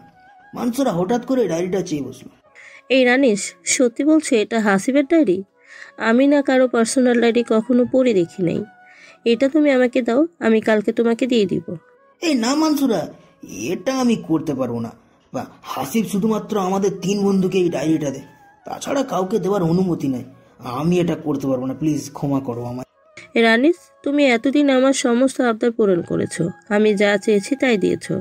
এখন তুমি আমাকে এই ডায়েরিটা দিবে। আমি তোমার কোনো কথাই শুনবো না। তুমি তো হাসিবের খুব ভালো বন্ধু, তাহলে ও ওকে ম্যানেজ করতে পারবে। মানসুরাকে আর না করতে পারে না, কারণ রানিস মানসুরাকে অনেক ভালোবাসে। আচ্ছা ঠিক আছে মানসুরা, তুমি কিন্তু ডায়েরিটা আমাকে কালকেই ফেরত দিয়ে দেবে। আচ্ছা ঠিক আছে, আমি কালকেই ডায়েরিটা দিয়ে দেবো। এখন চলো একটু গল্প করি। রানিস আর মানসুরা মিলে গল্প করতে থাকি। কিছুক্ষণ পর দুজন নিজেদের বাসায় চলে যায়। মানসুরা রাতের বেলায় খুব আগ্রহ নিয়ে আমার ডায়েরিটা খোলে। ডায়েরিটার উপরে খুব সুন্দর করে সাজানো, দেখলে যে কারো উৎসাহ হবে যে ভেতরে কী আছে। তারপর ডায়েরিটা খুলে পড়তে শুরু করে। আমার হাতের লেখাটা অসম্ভব সুন্দর। মানসুরের প্রথম থেকেই পড়তে অনেক ভালো লাগে। পড়তে পড়তেই ডায়েরির অর্ধেক শেষ করে ফেলে। এদিকে রাতও অনেক হয়ে যায়, চোখে ঘুম ঘুম ভাব চলে আসছে, কিন্তু মানসুরা ডায়েরিটা পড়তেই থাকে। কিছুক্ষণ পর হঠাৎ করে একটা লেখার দিকে তার চোখ আটকে যায়। লেখাটা দেখে চোখের ঘুম চলে যায়। মানসুরা তো নিজের চোখকে বিশ্বাস করতে পারছে না। ডায়েরির একটা জায়গায় আমার লেখা, আজ আমার অনেক বেশি খুশি লাগছে, কারণ ওমরকে মেরে ফেলেছি, কিন্তু আমি এটা ইচ্ছে করে করিনি। ওমরকে মারার কোনো ইচ্ছে আমার ছিল না, কিন্তু রাগের মাথায় মারতে গিয়ে কীভাবে কী হয়ে গেল কিছুই বুঝতে পারিনি। কিন্তু ওমর আমার সাথে খুব খারাপ ব্যবহার করেছিল, তাই ওর উচিত শিক্ষাই হয়েছে। তারপর আর কোনো কথা লেখা নেই। মানসুরের মাথায় যেন কিছুই ঢুকছে না, সব কিছু মাথার উপর দিয়ে যাচ্ছে। এদিকে তাহিনা তো অনেক কষ্ট পাচ্ছে, কারণ সে জীবনে একজনকে ভালোবেসেছিল, আর সেটা হলো ওমর। কিন্তু ওমরই তো এখন নেই। তাহিনা যেন এখন কেমন হয়ে গেছে। বাড়িতে তো ঠিকভাবে থাকে, কিন্তু বাড়ি থেকে চলে আসলে মনমরা হয়ে থাকে সবসময়। কারোর সাথে বেশি কথা বলে না, কিন্তু মানসুরা মনে মনে বলে, না, এই কথাটা তাহিনাকে বলতেই হবে, না হলে তাহিনা আরও বেশি কষ্ট পাবে। কিন্তু সত্যিটা বললে হয়তো তাহিনার অনেক কষ্টই কমে যাবে, আর হাসিবের থেকে প্রতিশোধটা নিতে পারবে। মানসুরা কিছুতেই ভাবতে পারছে না যে আমি এমন একটা খারাপ কাজ কি করে করতে পারলাম। এটা ভাবতেই তো আমার প্রতি মানসুরার ঘৃণা হচ্ছে। তারপর মানসুরা রাতটা কোনো মতে কাটিয়ে দেয়। এই তাহিম না, তুই কোন জায়গায়? আজকে তাড়াতাড়ি স্কুলে আসবি, খুব দরকারি কথা বলবো তোকে। আমি আর না বলে থাকতে পারছি না। আর কি দরকারি কথা বলতে পারি? সবাই তো আমাদের জীবন থেকে চলে গেল। যাকে নিজের চেয়েও বেশি ভালোবাসতাম সেও আমার হতে পারলো না, আমিও তার হতে পারলাম না। ওকে ভুলে থাকাটাই যে এখন আমার জন্য অনেক বড় কষ্টের কাজ হয়ে দাঁড়িয়েছে। আর হ্যাঁ, আমি এখন স্কুলে রওনা দিচ্ছি, তুই চলে আয়, তারপর কথা হবে। এদিকে তাহিনা ফোনটা কেটে দিয়ে স্কুলের দিকে রওনা দেয়, আর মনে মনে ভাবতে থাকে, মানসুরা কখনো আমাকে ফোন করেনি, তাহলে কি সত্যি কোনো গুরুত্বপূর্ণ কথা আছে আমার সাথে? আচ্ছা, কলেজে গিয়ে বিষয়টা জানতে পারা যাবে। তাহিনা একটু পরে কলেজে পৌঁছে যায়। তখন দেখে মানসুরা আগে থেকে এসে বসে আছে। কিরে মানচুরা, এত জরুরি তলব কেন রে? কখনো তো এমন করে ডাকিসনি, আজ মনে হচ্ছে অনেক কিছু বলবি আমাকে। হ্যাঁ রে তাহিনা, তোকে আজকে অনেক বড় একটা কথা বলার জন্যই তোকে ডেকেছি, যা শুনলে তুই নিজের কানকে বিশ্বাস করতে পারবি না। আমি নিজেই তো বিশ্বাস করতে পারছি না, কিন্তু খুব কষ্ট করে বিশ্বাস করতে হচ্ছে। আচ্ছা ঠিক আছে, বলতো যে ঘটনাটা কি, যার জন্য এমন করে বলছিস যে আমি বিশ্বাসই করতে পারবো না। শোন তাহিনা, গতকাল আমি হাসিবের পার্সোনাল ডায়েরি পড়েছিলাম, যেটা রানিসের কাছ থেকে এক রাতের জন্য নিয়েছিলাম। সেখানে ওর ডায়েরিটা পড়তে পড়তে এক জায়গায় চোখ আটকে গেল। হাসিব ডায়েরিতে ওমরের খুনের বিষয় লিখেছে, আর সেখানে লেখা যে হাসিব নিজেই এই খুনটা করেছে। এই মানচুরা, তোর কি মাথা খারাপ হয়ে গেল নাকি? কি বলিস তুই এসব? হাসিব এমন কোনো খারাপ ছেলে নয় যে খুন করে ফেলবে। আমি হাসিবকে সে ছোটবেলা থেকেই চিনি। হাসিব আমাকে প্রপোজ করেছিল, সেটা না হয় ও ভুল করে করেছে, কিন্তু খুনের মতো এমন জঘন্য কাজ হাসিব করতে পারে না। এটা আমি বিশ্বাস করতে পারলাম না। আমি তো তোকে আগেই বলেছিলাম যে তুই এই কথাটা বিশ্বাস করতে পারবি না। আরে আমি তো তোকে আগেই বলেছিলাম যে তুই এই কথাটা বিশ্বাস করতে পারবি না। আরে ভাই, আমিও প্রথম কথাটা বিশ্বাস করতে পারি নাই, কিন্তু ডায়েরিতে যা লেখা আছে সেটা তো আর অবিশ্বাস করতে পারি নাই আমি। হাসিবের লেখা আমি খুব ভালো করেই চিনি। আরে ভাই, বিশ্বাস তো আমিও করতে পারছি না, কিন্তু লেখাটা দেখলেই বিশ্বাস না করেও পারা যাচ্ছে না। আচ্ছা তাহিনা, তুই তো বিশ্বাস করছিস না, তাহলে আমি ওই ডায়েরিটা তোকে দেখাবো, তারপর তুই বিশ্বাস না করে পারবি না। আচ্ছা ঠিক আছে, তুই আমাকে ডায়েরিটা কবে দেখাবি তাই বল। আজকে রানিসের কাছে ডায়েরিটা দিয়ে দিতে হবে, তোকে আমি পরশুদিন ডায়েরি দেখাবো। আচ্ছা, এখন ক্লাসে চল, সময় হয়ে গেছে। কি হলো মানসুরা, তোমার কি ডায়েরিটা পড়া হয়ে গেছে? হ্যাঁ, কিছু পড়ছি, অনেক ভালো লাগলো ডায়েরিটা পড়ে। আমি তো আবার পরশুদিন ডায়েরিটা নিয়ে পড়বো। তুমি পড়া শেষ করে আমাকে আবার দিবে। কিছু না বলে শুধু মাথা নাড়িয়ে হ্যাঁ বলে। তারপর দুজন মিলে ক্লাসে চলে যায়। বিকেলবেলায় মানসুরা রানিসের কাছে ডায়েরিটা দিয়ে দেয়। এভাবেই দেখতে দেখতে কেটে যায় 2 দিন। রানিস আর মানসুরা আবারও বিকেলবেলায় এক জায়গায় বসে গল্প করে। রানিস আজকে মানসুরাকে দেওয়ার জন্য ডায়েরিটা নিয়ে আসছে। আমাকে বলেছে যে আরও 2 দিন রাখবে। রানিস মানসুরাকে ডায়েরিটা দিয়ে দেয়। মানসুরা মনে মনে অনেক খুশি হয়। রানিস তো আর জানে না যে মানসুরা সব কিছু জেনে গেছে। আমার বিপদটাকে রানিস নিজ হাতে মানসুরের হাতে দিয়ে দিল। মানসুরের ডায়েরিটা নিয়ে বাসায় চলে যায়। তারপর তাহিনাকে আবারও ফোন করে। হ্যালো তাহিনা, তোর জন্য ভালো খবর আছে। আমি রানিসের কাছ থেকে ডায়েরিটা নিয়ে আনছি। তোকে কালকে এই লেখাটা দেখাবো, তখন তুই আর বিশ্বাস না করে থাকতে পারবি না। আচ্ছা ঠিক আছে, কালকে তুই ডায়েরিটা নিয়ে আসবি। আমি না দেখে কিছুতেই বিশ্বাস করতে পারবো না। পরদিন সকালবেলা মানসুরা কলেজে গিয়ে তাহিনাকে ডায়েরিটা দেখায়। পুরো লেখাটুকু পড়া শেষ করে তাহিনার তো পায়ের নিচ থেকে যেন মাটি সরে যায়।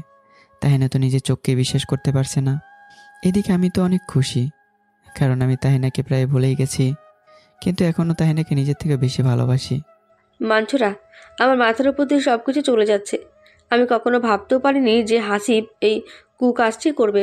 ওর জন্য আমার জীবনটা তছনছ হয়ে গেছে, আর আমার জীবন থেকে অমর চলে গেছে। আমি ওই হাসিব কুত্তার বাচ্চাকে কখনোই ক্ষমা করব না। ওর উচিত শিক্ষা দিয়েই ছাড়বো। ওকে এমনভাবে ফাঁসাবো যে ওর মরে যাওয়া ছাড়া আর কোনো উপায় থাকবে না। ওকে আমি আমার ভালোবাসার জালে ফাঁসিয়ে ওকে শেষ করে দেব। এভাবেই কিছুদিন চলে যায়। এদিকে আমি তো অনেক খুশি, কারণ এখন আমি তাহিনাকে প্রায় ভুলে গেছি, কিন্তু আমি তাহিনাকে এখন অনেক ভালোবাসি নিজের থেকেও। একদিন নিজের ঘরে বসে আছি, হঠাৎ করে তাহিনার গলার আওয়াজ শুনতে পাই। আমি তো অবাক হয়ে যাই। 2 থেকে 3 মাস পরে আমি তাহিনাকে আমাদের বাসায় দেখলাম, কিন্তু আমি সেদিকে কোনো মন না দিয়ে ঘরে বসে থাকি আর আগের স্মৃতিগুলো নিয়ে মন খারাপ করে ভাবতে থাকি। হঠাৎই দরজায় টোকা দেওয়ার আওয়াজ শুনতে পাই। তাকে দিকে তাহিনা দাঁড়িয়ে আছে। আমি অন্যদিকে মুখ ফিরিয়ে নেই। হঠাৎই দৌড়ে এসে আমার সামনে হাঁটু গেড়ে বসে পড়ে, হাতে একটা সুন্দর গোলাপ ফুল, যার থেকে মন মাতানো সুঘ্রাণ বের হচ্ছে।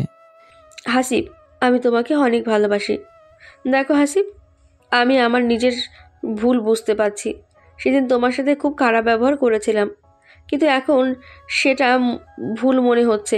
আমি জানি তুমি আমার উপর অনেক রাগ করে আছো, কিন্তু বিশ্বাস করো, নিজের অজান্তেই তোমাকে আমি ভালোবেসে ফেলেছি। প্লিজ তুমি আমাকে মেনে নাও। তাহিনার কথা শুনে ওর উপর থেকে সব অভিমান কোথায় যেন আমার হারিয়ে গেল। ওকে নিজের বুকে জড়িয়ে নিলাম, কিন্তু তাহিনা মনে করেছে যে ওমরের ব্যাপারে আমি কিছুই জানি না। আচ্ছা সব থাক, এখন তাহিনা তো আমার হলো, আমার আর কিছুই চাই না। হাসিব, তুই তো আর জানিস না তোর জন্য আমি কি উপহার আনতে চলেছি। তোকে এমনভাবে ফাঁসাবো যে তুই কল্পনাও করতে পারবি না। তারপর আমাদের দুজনের ভালোবাসা এভাবে আগাতে লাগলো। এখন তাহিনা আমাকে ছাড়া কিছুই বোঝে না, আর আমি তাহিনাকে ছাড়া থাকতে পারি না। এভাবে 3টা মাস আমাদের ভালোবাসা হতে লাগলো। আমরা দুজন খুব ভালো সময় কাটাতে লাগলাম। কিছুদিন পর আমাদের অর্ধবার্ষিক পরীক্ষা চলে আসলো। আমি আর তাহিনা মিলে খুব ভালো করে পরীক্ষাও দিলাম। কিছুদিন পর আমাদের রেজাল্ট বের হলে দুজনেই টপ রেজাল্ট করলাম, যা দেখে পুরো স্কুল সহ পরিবারের সবাই অবাক। সবাই আমাদের উপর খুব খুশি। একদিন হঠাৎ করে রাতে তাহিনা আমাকে ডাক দেয়। আমি তখন তাহিনার সামনে যাই। হ্যাঁ বলো, কি বলবে? তুমি একটু পরে আমার রুমে আসবে, তোমার জন্য খুব বড় একটা সারপ্রাইজ দিব আমি। আমি জানি তুমি খুব খুশি হবে। আচ্ছা ঠিক আছে বলে চলে গেলাম। তার কিছু সময় পর তাহিনার রুমে গেলাম, দেখে তাহিনা খুব সুন্দর করে সেজে বসে আছে। তারপর তাহিনার কাছে যেতেই তাহিনা দৌড়ে এসে দরজা বন্ধ করে দেয় আর আমাকে ধাক্কা দিয়ে বিছানায় ফেলে দিল। আমি কিছু বলার আগেই তাহিনাও ঠোঁট দিয়ে আমার ঠোঁটগুলো দখল করে নেয়।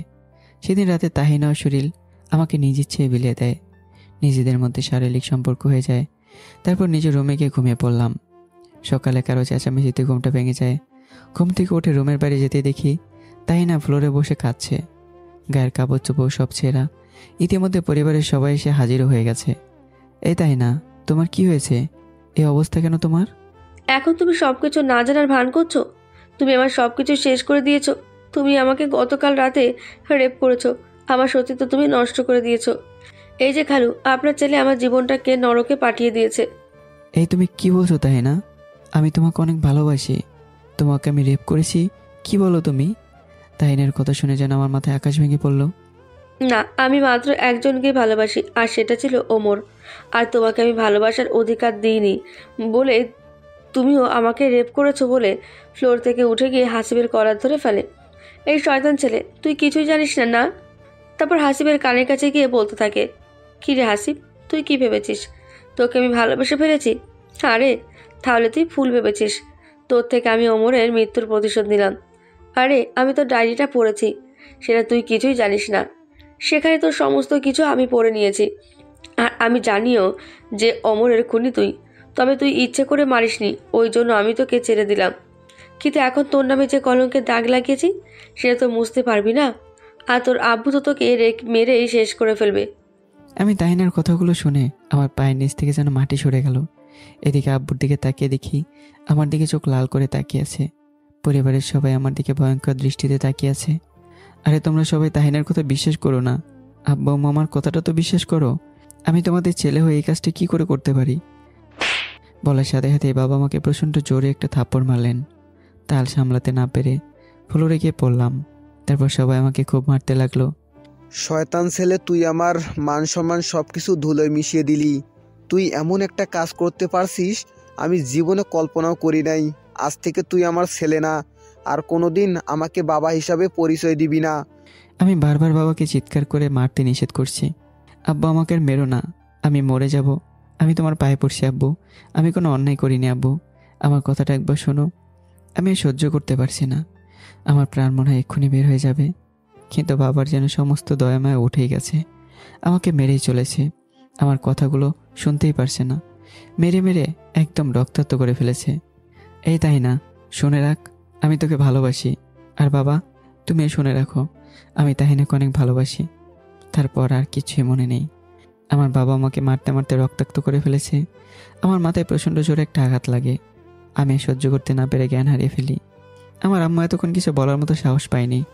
আমার এই অবস্থা দেখে আমার আম্মু দৌড়ে আমার বাবাকে জাপটে ধরে। হাসিবের আব্বু, এই তুমি কি পাগল হয়ে গেলে নাকি? ছেলেটা সহ্য করতে না পেরে জ্ঞান হারিয়ে ফেলেছে, তার উপর তুমি ওকে মেরে চলেছ। তোমার ভিতরে কি কোনো দয়া মায়া কাজ করছে না? তুমি কি এতটা পাষাণ হৃদয়ের হয়ে গেলে নাকি?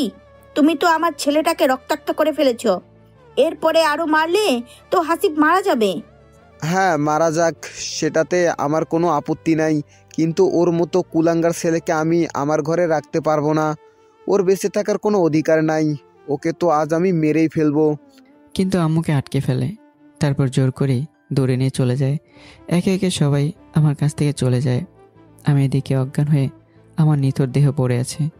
তখনই আমার ছোট বোন এসে আমার কাছে বসে কাঁদতে শুরু করে। ভাইয়া, আমি তোকে কিছুই হতে দেব না। তুই যে আমার কলিজার টুকরো রে, তোকে ছাড়া আমি কিভাবে থাকবো? তারপর উঠে গিয়ে হাসিবের ঘর থেকে ফোনটা নিয়ে সাকিব আর রনিসকে ফোন করে। হ্যালো ভাইয়া, তোমরা তাড়াতাড়ি আমাদের বাসায় এসো। হাসিব ভাইয়াকে বাবা খুব মারছে, এখন অজ্ঞান হয়ে ফ্লোরে পড়ে আছে।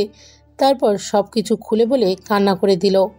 এই আপু, তুই কান্না করিস না, তোর কোনো চিন্তা নাই, হাসিবের কিছু হতে দিব না আমি। আমরা এখনই আসতেছি। তারপর কিছুক্ষণের মধ্যেই সাকিব আর রানিস চলে আসে। দেখে যে আমার নিথর দেহ রক্তাক্ত অবস্থায় ফ্লোরে পড়ে আছে। ওরা দেখে তো কান্না করে দেয়। সাকিব তার হাতটা আমার নাকে দিয়ে দেখে যে নিঃশ্বাস চলছে কিনা। তারপর দ্রুত হাসপাতালে নিয়ে গিয়ে অ্যাডমিট করে। ডক্টর আমার অবস্থা দেখে তাড়াতাড়ি অপারেশন রুমে নিয়ে যায়। রোগীর ও পজিটিভ রক্ত লাগবে, আপনারা তাড়াতাড়ি রক্তের ব্যবস্থা করুন, না হলে রোগীকে বাঁচানো যাবে না, কারণ অনেক রক্ত শরীর থেকে বের হয়ে গেছে। ডাক্তার, আপনি রক্ত নিয়ে একদম চিন্তা করবেন না, আমাদের 3 বন্ধু রক্তের গ্রুপ একই। আপনি আমাদের থেকে রক্ত নিয়ে নিন, কিন্তু আমাদের বন্ধুকে বাঁচিয়ে দিন প্লিজ। আপনারা কোনো চিন্তা করবেন না, এখন তাড়াতাড়ি ব্লাড ডোনেশন রুমে চলুন, আপনাদের থেকে রক্ত নিতে হবে। তারপর দুজন মিলে রক্ত দিয়ে আসে। তখনই আমার অপারেশন শুরু হয়। এদিকে সাকিব আর রানিস বাইরে বসে আছে। দুজনেই কেঁদেই চলেছে আর আল্লাহর কাছে একটাই দোয়া করছে, যেন তাদের বন্ধুকে হায়াত দান করে আল্লাহ। কেউ কাউকে সান্ত্বনা দিতেই পারছে না, কারণ সবাই আমাকে খুব ভালোবাসতো। একে অপরকে ছাড়া কেউই থাকতে পারতাম না। আর আজ আমি অপারেশন রুমে মৃত্যুর সাথে পাঞ্জা লড়ছি। অনেক সময় অপারেশন হওয়ার পর ডক্টর অপারেশন রুম থেকে বের হয়ে আসে। তখনই সাকিব আর রানিস দৌড়ে যায়। ডাক্তার সাহেব, আমাদের বন্ধুর কি অবস্থা তাই বলুন। ওকে আপনারা বাঁচাতে পেরেছেন তো? আপনাদের যত টাকা লাগে আমরা দিব, শুধু আমাদের বন্ধুকে বাঁচিয়ে নিন প্লিজ। আরে তোমাদের ভয়ের কোনো কারণ না, তোমরা কোনো চিন্তা করো না, তোমাদের বন্ধু বিপদ কেটে গেছে, সে এখন বিপদ সীমার বাইরে। তোমরা আজ ওর জন্য যা করলে কোনো বন্ধুই আজকাল এমনভাবে করে না। সত্যিই তোমাদের মতো বন্ধু পাওয়া ভাগ্যের ব্যাপার। ওর জ্ঞান ফিরলেই তোমরা দেখা করতে পারো। সাকিব আর রানিস বাইরে বসে অপেক্ষা করে। তারা এখন চিন্তামুক্ত, কারণ ডক্টর তাদেরকে আশ্বাস দিয়ে গেছে। টানা 3 ঘন্টা পর আমার জ্ঞান ফিরে। একজন নার্স এসে সাকিবদের খবরটা দিয়ে যায়। তারপর ওরা দুজন মিলে কেবিনে ঢুকে দেখে আমি শুয়ে আছি। রানিস কাছে এসে আমাকে নাম ধরে ডাক দেয়। আমি রানিসের কণ্ঠ শুনে চোখ মেলে তাকাই আর কোনো কথা না বলে কান্না করে দেই। দোস্ত, তোরা আমার জন্য এই কয়দিন যা করেছিস সেটা আমি কোনোদিনই শোধ করতে পারবো না। আমি যে কী বলে তোদেরকে ধন্যবাদ জানাবো, আমার সেই ধন্যবাদ জানানোর ভাষাই নেই। এ হাসিব, ধন্যবাদ দেওয়ার কথা আর একবার মুখে আনলে খুন করে ফেলবো। আর আমরা তোকে ছাড়া কিভাবে থাকতাম বল? তুই যে আমাদের কলেজের বন্ধুরে, তোকে হারিয়ে ফেললে কাকে নিয়ে বেঁচে থাকতাম? সমস্ত সুখ দুঃখের সাথী তুই আমাদের জন্য কত কিছু না করেছিস, আর আমরা তো সামান্য কিছু করতে পারলাম। তোর বোন আমাদেরকে ফোন করে সবকিছু বলেছে, তারপর আমরা আসছি। আচ্ছা এখন বলতো, তোর এই অবস্থা কেমন করে হলো? আমি ঘটনাটা বলতে গিয়ে কেঁদে দিই। তারপর সমস্ত ঘটনা ওদেরকে খুলে বলি। জানিস সাকিব, আমাদের পরিবারে কেউ আমাকে বিশ্বাস করলো না। আমাকে সবাই অপরাধী ভাবলো। আর তাহিনা তো এসব করেছে প্রতিশোধ নেওয়ার জন্য। কিভাবে যে আমার ডায়েরিটা ওর কাছে গেল সেটা আমি জানি না, কিন্তু আমার একটাই দুঃখ যে আমার বাবা মা আমার কথা বিশ্বাস করতে পারলো না। আমি নাকি তাহিনাকে রেপ করেছি। আমাকে আমার বাবা জালেমের মতো মেরে ফেলে রাখলো। আমার জন্য একটুও দয়াময় হলো না। আমি তো মরেই যেতাম যদি তোরা আমাকে এখানে না নিয়ে আসতি। এখন এসব কথা বলিস না, তুই বিশ্রাম কর, তোর জন্য খাবার নিয়ে আসছি। এভাবে আরও 7 দিন হসপিটালে থাকলাম। শরীরটা একটু সুস্থ হলো। আমি ওদের কাছে বলে প্রতিজ্ঞা করলাম যে আমি আর ওই বাড়িতে ফিরে যাব না। তোরা আমার জন্য মুম্বাই ট্রেনের টিকিট কেটে দে, আমি এখান থেকে চলে যাব। আরে হাসিব, কিন্তু তুই তো এখনো সুস্থ হোস নাই, কিভাবে যাবি মুম্বাই? সুস্থ হয়ে যা। না রে, আমার চলে যেতেই হবে। তোরা আজকে আমার জন্য টিকিট এনে দিস, আমি কালকে রওনা দেব। তারপর ওরা দুজন আমার জন্য মুম্বাইয়ের টিকিট কিনে নিয়ে আসে। আমি শরীরের ব্যান্ডেজ নিয়েই মুম্বাইয়ের দিকে পা বাড়াই। ট্রেনে উঠে বসলাম। নতুন একটা জায়গায় যাচ্ছি, সেখানে আমাকে কেউ চেনে না। 17 ঘন্টা একটানা ট্রেন চলার পর অবশেষে মুম্বাই গিয়ে ট্রেন হাজির হয়। ট্রেন থেকে নেমে রাস্তায় দাঁড়ালাম। কোনো কিছু চিনি না। 2 দিন পাগলের মতো ঘুরলাম রাস্তায়। পকেটে যা সামান্য টাকা ছিল সেটা দিয়ে কোনো মতো 2 দিন কেটে গেল। হাতে কোনো টাকাও নেই, থাকার জায়গাও নেই। প্রায় পাগল হয়ে গেছি। রাস্তায় এদিক ওদিক পাগলের মতো ঘুরতে লাগলাম। নিজের ব্যালেন্স ধরে রাখতে পারছি না। তখনই হঠাৎ করে একটা গাড়ি এসে পিছন থেকে ধাক্কা মারে, আর আমি রাস্তায় ছুটে দূরে গিয়ে পড়ি। হাতে প্রচণ্ড ব্যথা পাই, আর সেখানে ব্যান্ডেজ করা ছিল। সেখান থেকে রক্ত পড়তে শুরু করে। তারপর আমি জ্ঞান হারিয়ে ফেলি। এদিকে গাড়ি থেকে শওকত সাহেব নেমে আমার কাছে আসে। দেখে আমি অজ্ঞান হয়ে আছি। তখন তাড়াতাড়ি আমাকে হসপিটালে নিয়ে যায়।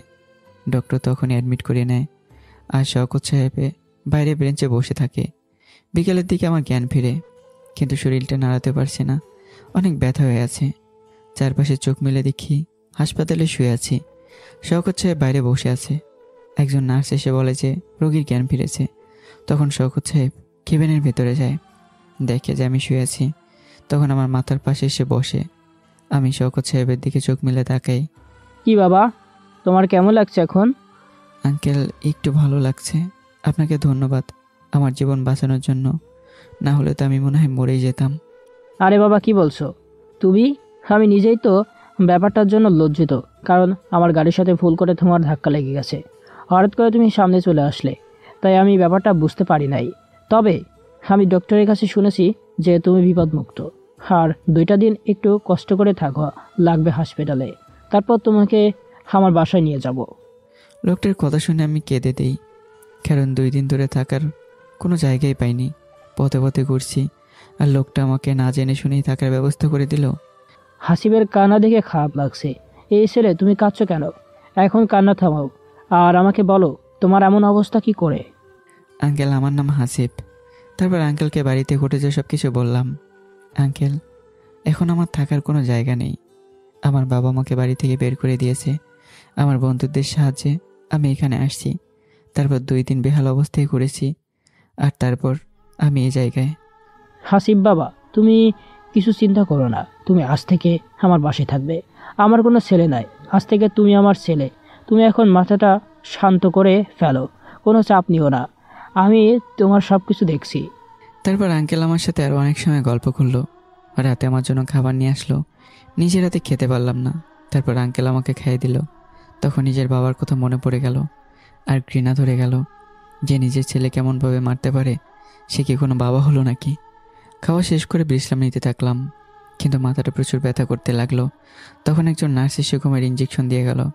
তারপর আর কিছু মনে নেই। এক ঘুমে সকাল হয়ে গেল। সকালে উঠে পাশে কাউকে দেখতে পেলাম না। আর তখনই ভেতরে আঙ্কেল মানে শওকত সাহেব প্রবেশ করলো। হাসিব বাবা, তুমি ঘুম থেকে উঠে পড়ছো? আমি একটু আগেই এসে দেখলাম তুমি ঘুমিয়ে আছো, তাই আর ডেকে ডিস্টার্ব করলাম না। তো এখন বলো, কেমন লাগছে তোমার? হ্যাঁ আঙ্কেল, আমি এখন বেশ ভালো আছি, একটু ভালো লাগছে এখন। গতকাল শরীরটা অনেক ব্যথা ছিল, কিন্তু রাতে ঘুমানোর পরে ব্যথা অনেক কমে গেছে। আরে এটা তো অনেক ভালো কথা। ডক্টরের সাথে কথা বলেছি, তোমাকে কালকে বাসায় নিয়ে যেতে পারবো আমি। তুমি একদম নিশ্চিন্তে থাকো। আচ্ছা, আমি তোমার জন্য খাবার নিয়ে আসছি। আঙ্কেল চলে গেল খাবার আনতে। তারপর বাড়ির সমস্ত কিছু মনে পড়ে গেল। চোখ থেকে দুফোঁটা পানি গড়িয়ে পড়ল। আমার আপনজনের আমাকে ত্যাগ করলো, কিন্তু একজন অপরিচিত মানুষ আমাকে আপন করে নিল। এইভাবে হসপিটালে 2 দিন থাকার পর আমাকে রিলিজ করা হলো। তারপর আঙ্কেল তার বাসায় নিয়ে গেলেন। বাড়ির গেটে আগে থেকে একজন মহিলা দাঁড়িয়েছিলেন, মনে হয় আঙ্কেলের স্ত্রী।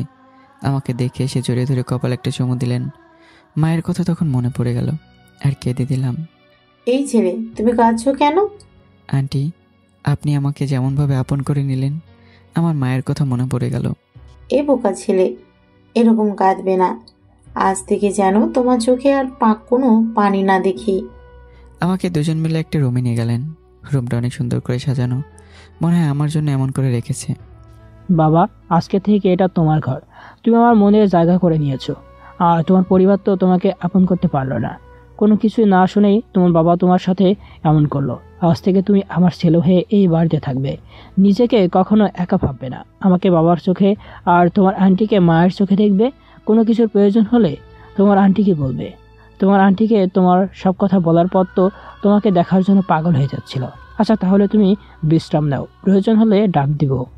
আর এই যে তোমার ফোনটা নাও, আমি রিসার্চ করে রেখেছি যাতে তুমি কথা বলতে পারো। তারপর দুজন মিলে চলে যাই। আঙ্কেল ফোনটা দিয়ে যায়। সারাটা দিন এভাবেই চলে গেল। তারপর রাতের দিকে সাকিবের কাছে ফোন করি। হ্যালো সাকিব, কেমন আছিস? কিরে হাসিব, তুই কেমন আছিস? জানিস তোর জন্য কত চিন্তায় ছিলাম। আজ 1 সপ্তাহ ধরে তোর কোনো খোঁজ নাই। মোবাইলটাও সেদিন থেকে বন্ধ পাচ্ছি। আমি তো ভয় পেয়ে গেছিলাম যে তোর কোনো অঘটন হয়ে গেছে নাকি। হেই পাগল, তুই কান্না করছিস কেন? আরে আমার কিছুই হয়নি, আমি একদম ঠিক আছি। জানিস সাকিব, এখানে একজন ভালো মানুষের সাথে দেখা মিলেছে। তাদের বাড়িতে নিজের ছেলের মতো করে রেখেছে আমাকে। আমি খুব খুশি যে তার মতো একজন মানুষ পেয়েছি। সে আমাকে নিজের ছেলে হিসেবে আপন করে নিয়েছে, কারণ তার কোনো ছেলে নেই। শোন, অনেক ভালো লাগছে যে তুই ভালো আছিস, কিন্তু এখান থেকে চলে যাওয়ার পর রানিস মাছুরার সাথে অনেক ঝগড়া হয়। দুজন মিলে অনেক কথা কাটাকাটি করেছে। এখন কেউ কাউকে দেখতে পায় না, দুজনের সাথে কথাও বলে না। তুই যাওয়ার পর তোর মা বাবা বোন আসছিল আমাদের কাছে, সব জায়গায় তোর খোঁজ খবর করে। যখন পায় নাই তখন আসছিল, কিন্তু আমরা বলেছি যে আমরা কিছু জানি না। দোস্ত, একদম ঠিক করেছিস রে। আমি কোথায় আছি সব তোকে পরে বলবো, কিন্তু আমার পরিবারে কাউকে বলবি না যে আমি কোথায় আছি। কেউ যেন জানতে না পারে। আচ্ছা ঠিক আছে, আমি কাউকে কিছুই বলবো না। শুধু তুই যেখানে থাকিস ভালো থাকিস। আচ্ছা এখন রাখছি, অনেক ঘুম আসছে, তোর সাথে পরে কথা বলবো। তারপর সাকিবের থেকে ফোনটা কেটে দিলাম। মনটা অনেক হালকা লাগছে এখন, কারণ নিজের বেস্ট ফ্রেন্ডের সাথে সব কিছু শেয়ার করলাম। একটু পর আন্টি রাতের খাবার নিয়ে আসলো, খেয়ে দিয়ে ঘুমিয়ে পড়লাম। এভাবেই আমার আরও 2 দিন কেটে গেল।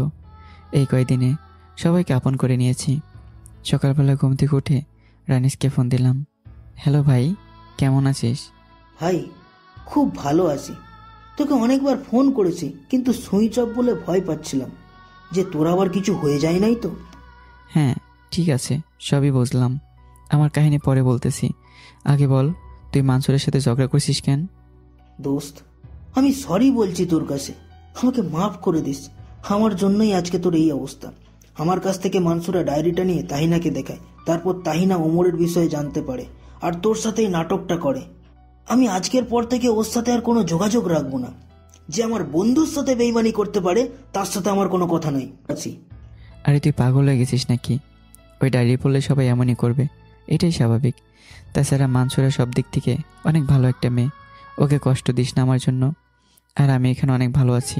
তুই যদি আমার বেস্ট ফ্রেন্ড হোস তাহলে মানসুরের সাথে মিল করে নে, কারণ আমি চাই না যে আমার জন্য তোর এতদিনের ভালোবাসা শেষ হয়ে যাক। তুই মানসুরাকে গিয়ে সরি বলবি, মানসুরা দেখবে যে সমস্ত অভিমান সরিয়ে নিয়ে তোকে আবার আপন করে নেবে। আর যে ঘটনার জন্য আজ আমার এই অবস্থা, সেটা ভুলে যা, আর মনে রাখার দরকার নেই। আচ্ছা আমি এখন রাখি, আবার পরে কথা বলবো। রানিসের সাথে কথা বলা শেষ করে ফ্রেশ হয়ে নিলাম। তারপর ঘর থেকে বেরোতে একজনের সাথে অনেক জোরে একটা ধাক্কা লাগলো। কোনো কিছু বুঝে ওঠার আগেই ঠাস ঠাস করে 2টা চড় মেরে দিল। আমিও কম কিছু নাকি, সাথে সাথে মেয়েটাকে 4টা চড় মেরে দিলাম। আমাকে ভেবেছে এটা কি, আমি কি কম যাই নাকি? আমি না দেখে ধাক্কা দিয়ে ফেলেছি, তাই বলে চড় মারতে হবে? রাগ করে সেখান থেকে চলে গেলাম। মেয়েটাকে আর একটা কথা বলতে দিলাম না। তবে একটা জিনিস খেয়াল করলাম, মেয়েটা দেখতে খুব সুন্দর। ক্রাশ খেয়ে গেছি। কিছুক্ষণ বাইরে থেকে ঘুরে আসলাম, মনটা ভালো হয়ে গেল। তারপর বাসায় চলে আসলাম। কলিং বেল দিতে আন্টি এসে দরজা খুলে দিল। তারপর ওয়াশরুমে গিয়ে ফ্রেশ হয়ে নিলাম। আন্টি তখনই খেতে ডাকলো। ওয়াশরুম থেকে বেরোতে গিয়ে আবারও ধাক্কা লাগলো সেই মেয়েটার সাথে। ছোট লোকের বাচ্চা কোথাকার, তুই আমার বাড়িতে কই থেকে আসছিস রে? তুই আমার সাথে 2বার ধাক্কা খাইছিস, তোকে তো আমি মাথা নিচু করে আছি। মেয়েটা কিছু বলতে যাবে, তখনই আন্টি আমাকে খাওয়ার জন্য ডাক দিল। এই হাসিব, তোমার আর কত সময় লাগাবে? টেবিলে তোমার জন্য খাবার রেখেছি, এসে খেয়ে নাও। এই আম্মু, এই ছেলেটা কে? আর এই ছোট লোকটা এখানে কি করতেছে? ওহ তা না, তোকে তো বলাই হয়নি। ওর নাম হাসিব, আজ থেকে এখানেই থাকবে। আজ থেকে এইটা তোর ভাই। কি বলছো তুমি আম্মু? এই ছোট লোকটা আমার ভাই মানে? কই থেকে উঠে আসছে কে জানে? আরে ও তো একটা ভিখারির বাচ্চা। এই ছোট লোকের বাচ্চাকে আমি কিছুতেই ভাই হিসেবে মানব না। হাসিব বাবা, তুমি ওর কথায় কিছু মনে করো না। ওর নাম হলো সানিয়া, আমাদের একমাত্র মেয়ে। ছোটবেলা থেকে অনেক আদরে বড় করেছি, কোনো আবদার অপূরণ করে রাখিনি। যখন যা চেয়েছে তাই দিয়েছি। ছোটবেলা থেকে ওকে আমরা কিছুই বলি নাই, তাই এমন করে সবার সাথে। আচ্ছা, তুমি খেতে এসো।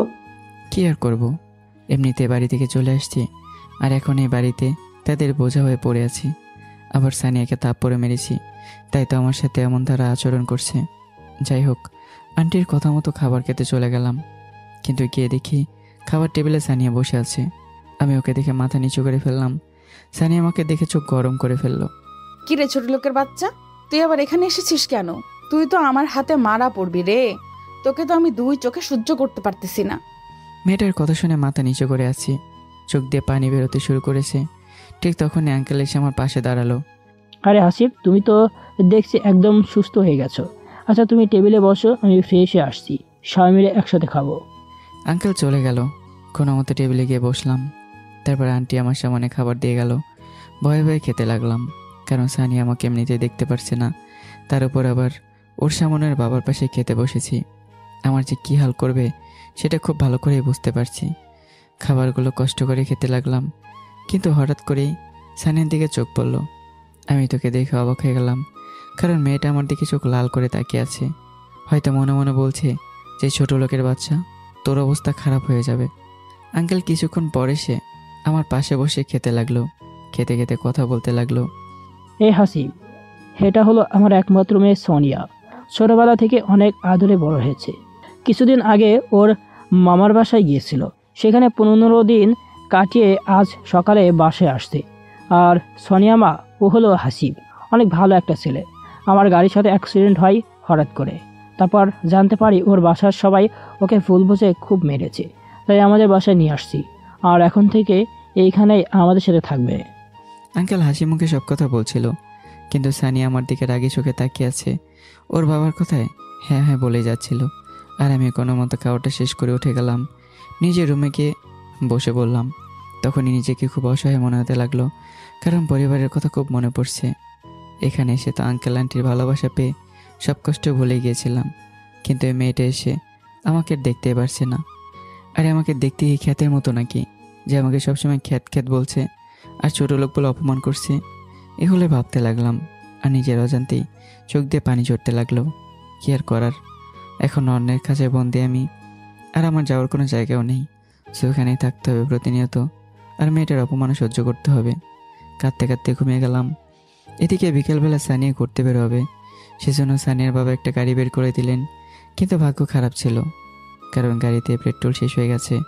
তখন শওকত সাহেব আমাকে ডাক দেয় পেট্রোল আনার জন্য। আঙ্কেলের কথা মতো গাড়ির জন্য পেট্রোল আনতে গেলাম। কিছুক্ষণ পরেই পেট্রোল নিয়ে দ্রুত চলে আসলাম। তারপর পেট্রোল নিয়ে গাড়ির কাছে যেতেই সানিয়া আবারও 2টা থাপ্পড় মারল।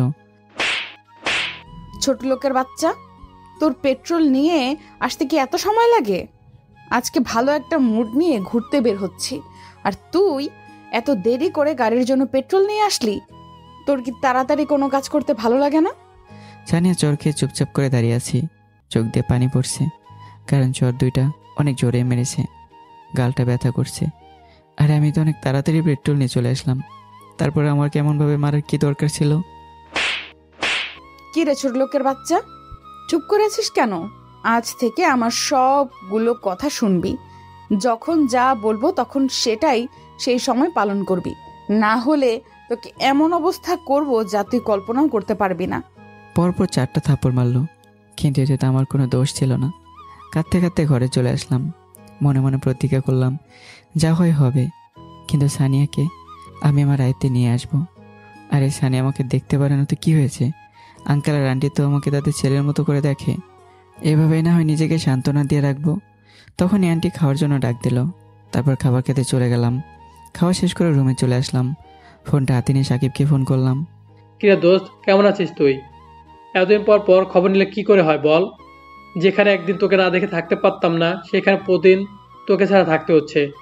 তো বল, কেমন আছিস? সাকিব ভাই, আমি খুব ভালো আছি। আঙ্কেল আন্টি আমাকে নিজের ছেলের মতোই দেখে, কিন্তু একটা সমস্যা, তাদের একটা মেয়ে আছে।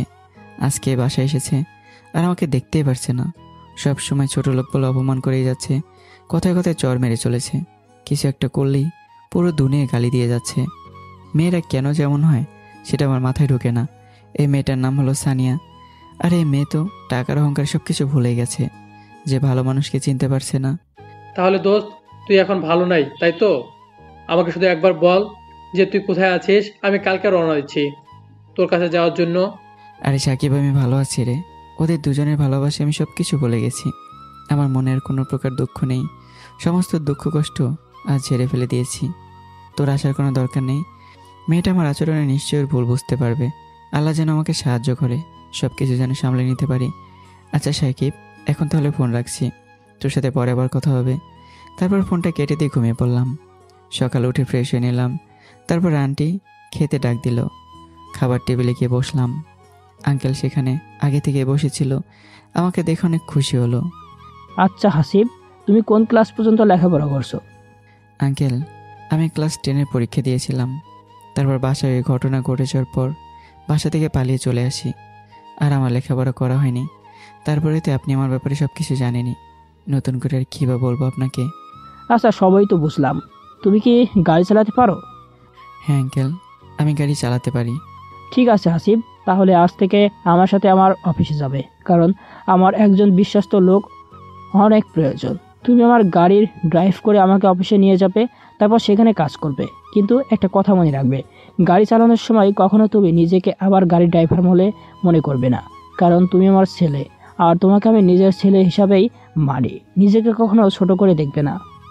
আঙ্কেলের কথাতে আমিও হ্যাঁ করে দিলাম, কারণ আমার জন্য আর এই পড়াশোনা হবে না। জীবনের উপর দিয়ে যে ঝড় গেল ওই কয়দিনে, তাতে পড়ালেখা করে নিজের পায়ে দাঁড়ানোর মন মানসিকতাই নেই। আচ্ছা আঙ্কেল, আপনার সাথে আজ থেকে আমি অফিসে জয়েন করব, কারণ এইভাবে আর বাড়িতে বসে থাকতে ভালো লাগছে না আমার। তারপর খাবার শেষ করে ঘরে গিয়ে রেডি হয়ে নিলাম। এভাবে আঙ্কেলের সাথে অফিসে যাওয়া শুরু করলাম। কয়েকদিনকে অনেক ভালো লাগলো। অফিসটা অনেক ভালো, আর আঙ্কেলের সব কিছুর মালিক। তার ছেলে হয়ে থাকার জন্য নিজের আলাদা একটা মর্যাদাও পাচ্ছে। এতে আমি খুব খুশি। আর আমারও বেশি একটা কাজ করা লাগে না। বেশ কিছুদিন যাওয়ার পর একদিন সকালে অফিস যাওয়ার জন্য তৈরি হচ্ছি। সেই সময় সানি এসে ওর বাবাকে বলল, আব্বু দেখো না, হঠাৎ করে আমার গাড়িটা খারাপ হয়ে গেল। এখন গাড়ি ছাড়া আমি স্কুলে যাব কি করে? তাই বলছি যে অফিসে যাওয়ার পথে আমাকে গাড়ি করে দিয়ে আসো। ও এই ব্যাপার, আচ্ছা দাঁড়া মা, ব্যবস্থা করছি। হাসিব বাবা, তুমি আমার গাড়িটা নিয়ে গিয়ে সোনিয়াকে স্কুলে নামিয়ে দিয়ে আসো, তারপর আমাকে অফিসে নিয়ে যাবে। আঙ্কেলের কথা শুনে না করতে পারলাম না। গাড়িতে ড্রাইভিং সিটে গিয়ে বসলাম। সানিয়া গিয়ে গাড়ির পেছনের সিটে বসলো। তারপর গাড়িটা চালানো শুরু করলাম। একটু পর স্কুলের গেটে চলে আসলাম। সানিয়া গাড়ি থেকে নামতেই ওর অনেকগুলো বান্ধবী দৌড়ে চলে আসলো। একজন আমাকে দেখে বলল, কি রে সানিয়া, ছেলেটা কে রে? তোর বয়ফ্রেন্ড নাকি? ছেলেটা কিন্তু খুব হ্যান্ডসাম। দুলা ভাই কেমন আছেন? মেয়েটার কথা শুনে তো আমি অবাক হয়ে গেলাম। আরে এটা কি শুরু করলো?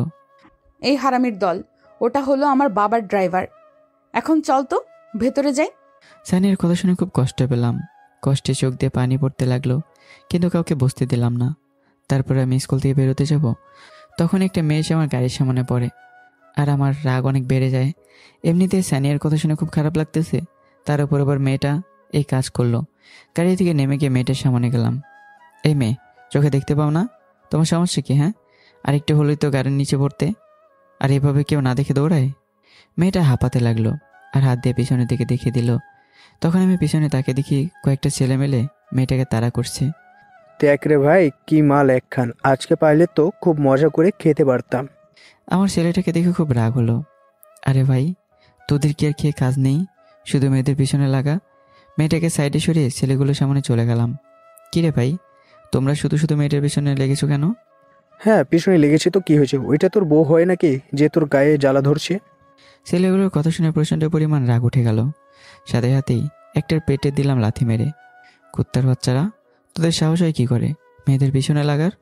তোদের খুব শখ না? বলেই সব কয়টাকে ইচ্ছে মতো মারলাম। মাটিতে গড়াগড়ি খেতে লাগলো। পিছনে তাকে দেখি মেয়েটা আমার মার দেখে চুপসে গেছে। তারপর মেয়েটার কাছে গেলাম।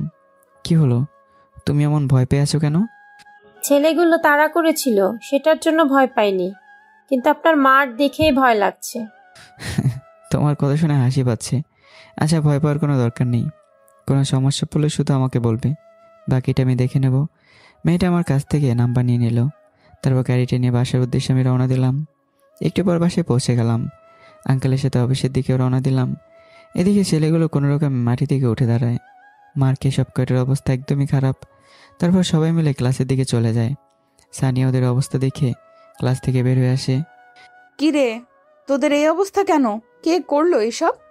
জানি না রে সানিয়া, আমরা একটা মেয়ের পিছনে লেগেছিলাম, তখনই হঠাৎ করে একটা ছেলে এসে আমাদের মেরে চলে গেল। আমরা কিছু বুঝে ওঠার আগে আর ছেলেটা এক্সপ্রিও ব্র্যান্ডের একটা গাড়ি নিয়ে এসেছিল। আচ্ছা ঠিক আছে, ছেলেটা কে সেটা আমি দেখব, আমাকে দেখিয়ে দিবি। এদিকে আমি শওকত সাহেবের সাথে অফিসের কাজ করতে থাকি। বিকেল হয়ে যায়। অফিসের সময় শেষ হয়ে গেলে আমি গাড়িটা বের করে স্টার্ট করি। তখনই শওকত সাহেব গাড়ির কাছে আসে। আচ্ছা আসিফ, এখন তো বিকাল হয়ে গেছে আর ওদিকে সোনিয়ার স্কুলও ছুটি হয়ে গেছে। আমি বলি কি, তুমি এখন স্কুলে গিয়ে সোনিয়াকে নিয়ে আসো, আর আমি অন্য গাড়ি করে চলে যাচ্ছি। আঙ্কেল কথাটা বলেই চলে যায়। আমার ইচ্ছে করছিল না যে সানির স্কুলে আবার যাই, কারণ কথায় কথায় অপমান করে আর সাথে চড়তে ফ্রিতে দেয়। কিন্তু আঙ্কেল বলল বলে আর না করতে পারলাম না। অনিচ্ছা সত্ত্বেও সানির স্কুলে গেলাম। গাড়িটা পার্ক করে স্কুলে ঢুকে গেলাম। দেখে সানি আর কিছু বন্ধু নিয়ে বসে আছে, যাদেরকে আজকে সকালে মেরেছিলাম। সানিয়ার কাছে যেতে ছেলেগুলো বলে উঠলো, আরে সানিয়া, এটাই তো সেই ছেলেটা রে, আজকে আমাদের সকলকে পেলাই মারছিল। এখন তুই কি করবি সেটা কর। ছোট লোক কুত্তার বাচ্চা, ভিখারির বাচ্চা, তোর সাহস হয় কি করে আমার বন্ধুদের গায়ে হাত দিস তুই? এই তোদেরকে এই ছোট লোকটা মেরেছে, এখন এটাকে ইচ্ছা মতো মার তোরা। তারপর ছেলেগুলো এসে আমাকে খুব মারতে থাকে। একসময় মনে হলো শরীরে আর শক্তি নেই, তাই শরীর আর নাড়াতে পারলাম না। সবাই মেরে রেখে চলে গেল। খুব কষ্ট করে উঠতে গেলাম। তখনই সকালে সে মেয়েটা দৌড়ে এসে আমার কাছে চলে আসলো। ভাই প্লিজ আমাকে মাফ করে দেন, আমার জন্যই আজ আপনার এই অবস্থা। তারপর হাসিবকে উঠিয়ে দাঁড় করাই। জানেন ভাইয়া, এই সানিয়ার উপরে কথা বলার মতো এখানে কেউ নেই, কারণ ওর বাবা অনেক বড় লোক, প্রচুর টাকা পয়সার মালিক। এখানে একমাত্র সানিয়ার আইনই চলে। ও যা বলে আমাদেরকে সেটাই করতে হয়, না হলে স্কুল থেকে বের করে দেওয়ার ভয় দেখায়। আরে পাগলি, তুমি কান্না করছো কেন? আমার কিচ্ছু হয়নি, এতটুকুতে আমার কিছুই হবে না। এখন তুমি বাসায় চলে যাও, আমি দেখছি কি করা যায়। তারপর মেয়েটাকে বাসায় পাঠিয়ে দিয়ে গাড়ি নিয়ে বাসায় চলে আসলাম। আমি বাসায় ঢুকে আঙ্কেলের চোখে পড়ে গেলাম। আমার এই অবস্থা দেখে আঙ্কেল দৌড়ে কাছে চলে আসে। আরে আসিফ, তোমার এই অবস্থা কি করে হলো? আমাকে বলো, কে তোমার এই অবস্থা করেছে? আরে আঙ্কেল, আপনি শান্ত হন, আমার কোনো সমস্যা হয়নি। একজনকে বাঁচাতে গিয়ে আমার এই অবস্থা হয়েছে। এই সামান্যতে কিছুই হবে না, কোনো চিন্তা করার দরকার নেই। তারপর ফ্রেশ হয়ে রুমে চলে আসলাম। বিছানায় বসে আছি, এমন সময় সানি আমার রুমে চলে আসে। কি রে ছোট লোক, আজকের মারটা কেমন লাগলো রে? আমি জানি তুই খুব মজা পেয়েছিস, তো মজা তো তোকে পেতেই হবে। আমার বন্ধুদেরকে মারিস তুই, তোর এত বড় সাহস হলো কি করে? পরের বার এমন দেখলে নিজেকে আর খুঁজে পাবি না। সানি রুম থেকে চলে গেলে চোখের পানি পড়তে লাগলো। হে আল্লাহ, আমি কি দোষ করেছিলাম? আমার জীবনে আমাকে এরকম একটা শাস্তি দিচ্ছ। একবার তো ঘর ছাড়া হয়ে গেলাম, এখন একটা পরিবার আপন করে নিল, সেখানেও তুমি আমায় কষ্ট দিচ্ছ। তুমি কি সারা জীবন আমাকে কষ্ট দিয়ে রাখবে নাকি? এসব ভেবে কাঁদতে লাগলাম। তখনই আমার ফোনটা বেজে উঠল। তাকে দেখি সাকিব ফোন করেছে।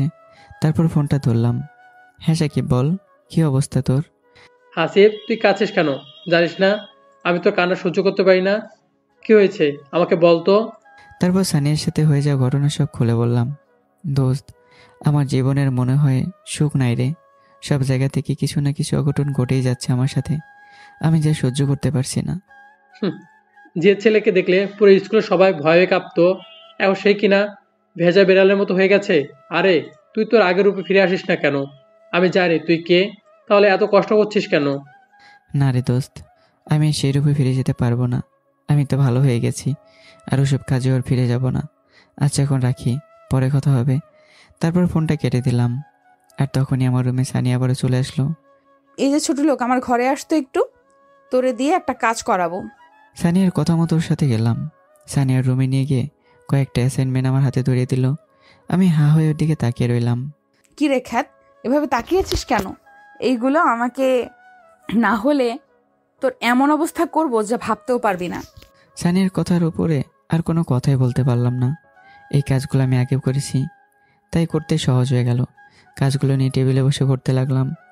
অনেক সময় পর ঘড়ি থেকে তাকিয়ে দেখি অনেক রাত হয়ে গেছে। এই সময় সানিয়ার ঘরে থাকা যাবে না, তাই কিছু না ভেবে আমার রুমে চলে আসলাম। এদিকে কাজগুলো সম্পূর্ণ করা হয়নি, পিছনে ঠিক করে ঘুমিয়ে পড়লাম। সকালবেলা কারো ডাকে ঘুম থেকে উঠে গেলাম। চোখ খুলে দেখি সামনে সানিয়া দাঁড়িয়ে আছে। ওকে দেখে তাড়াতাড়ি উঠে বসলাম। কি রে ছোট লোকের বাচ্চা, তোকে না বলেছিলাম যে কাজগুলো করে দিবি, কিন্তু তুই না করে চলে আসছিস কেন? তোকে তো আমি বলেছিলাম যে আমার সব কথা তুই শুনে চলবি, তাহলে প্রথম কাজ তাই শুনলি না কেন? তোর অবস্থা আমি খারাপ করে দিব। আমি অবাক হয়ে তাকিয়ে থাকলাম সানিয়া চলে যাওয়ার দিকে। আরে ভাই, একটা মেয়ে তো অহংকারী কিভাবে হতে পারে? না, এগুলো ভেবে আর লাভ নেই। তারপর উঠে ফ্রেশ হয়ে নিলাম। ফোনটা হাতে নিয়ে দেখি রানিসের অনেকগুলো মিস কল উঠে আছে।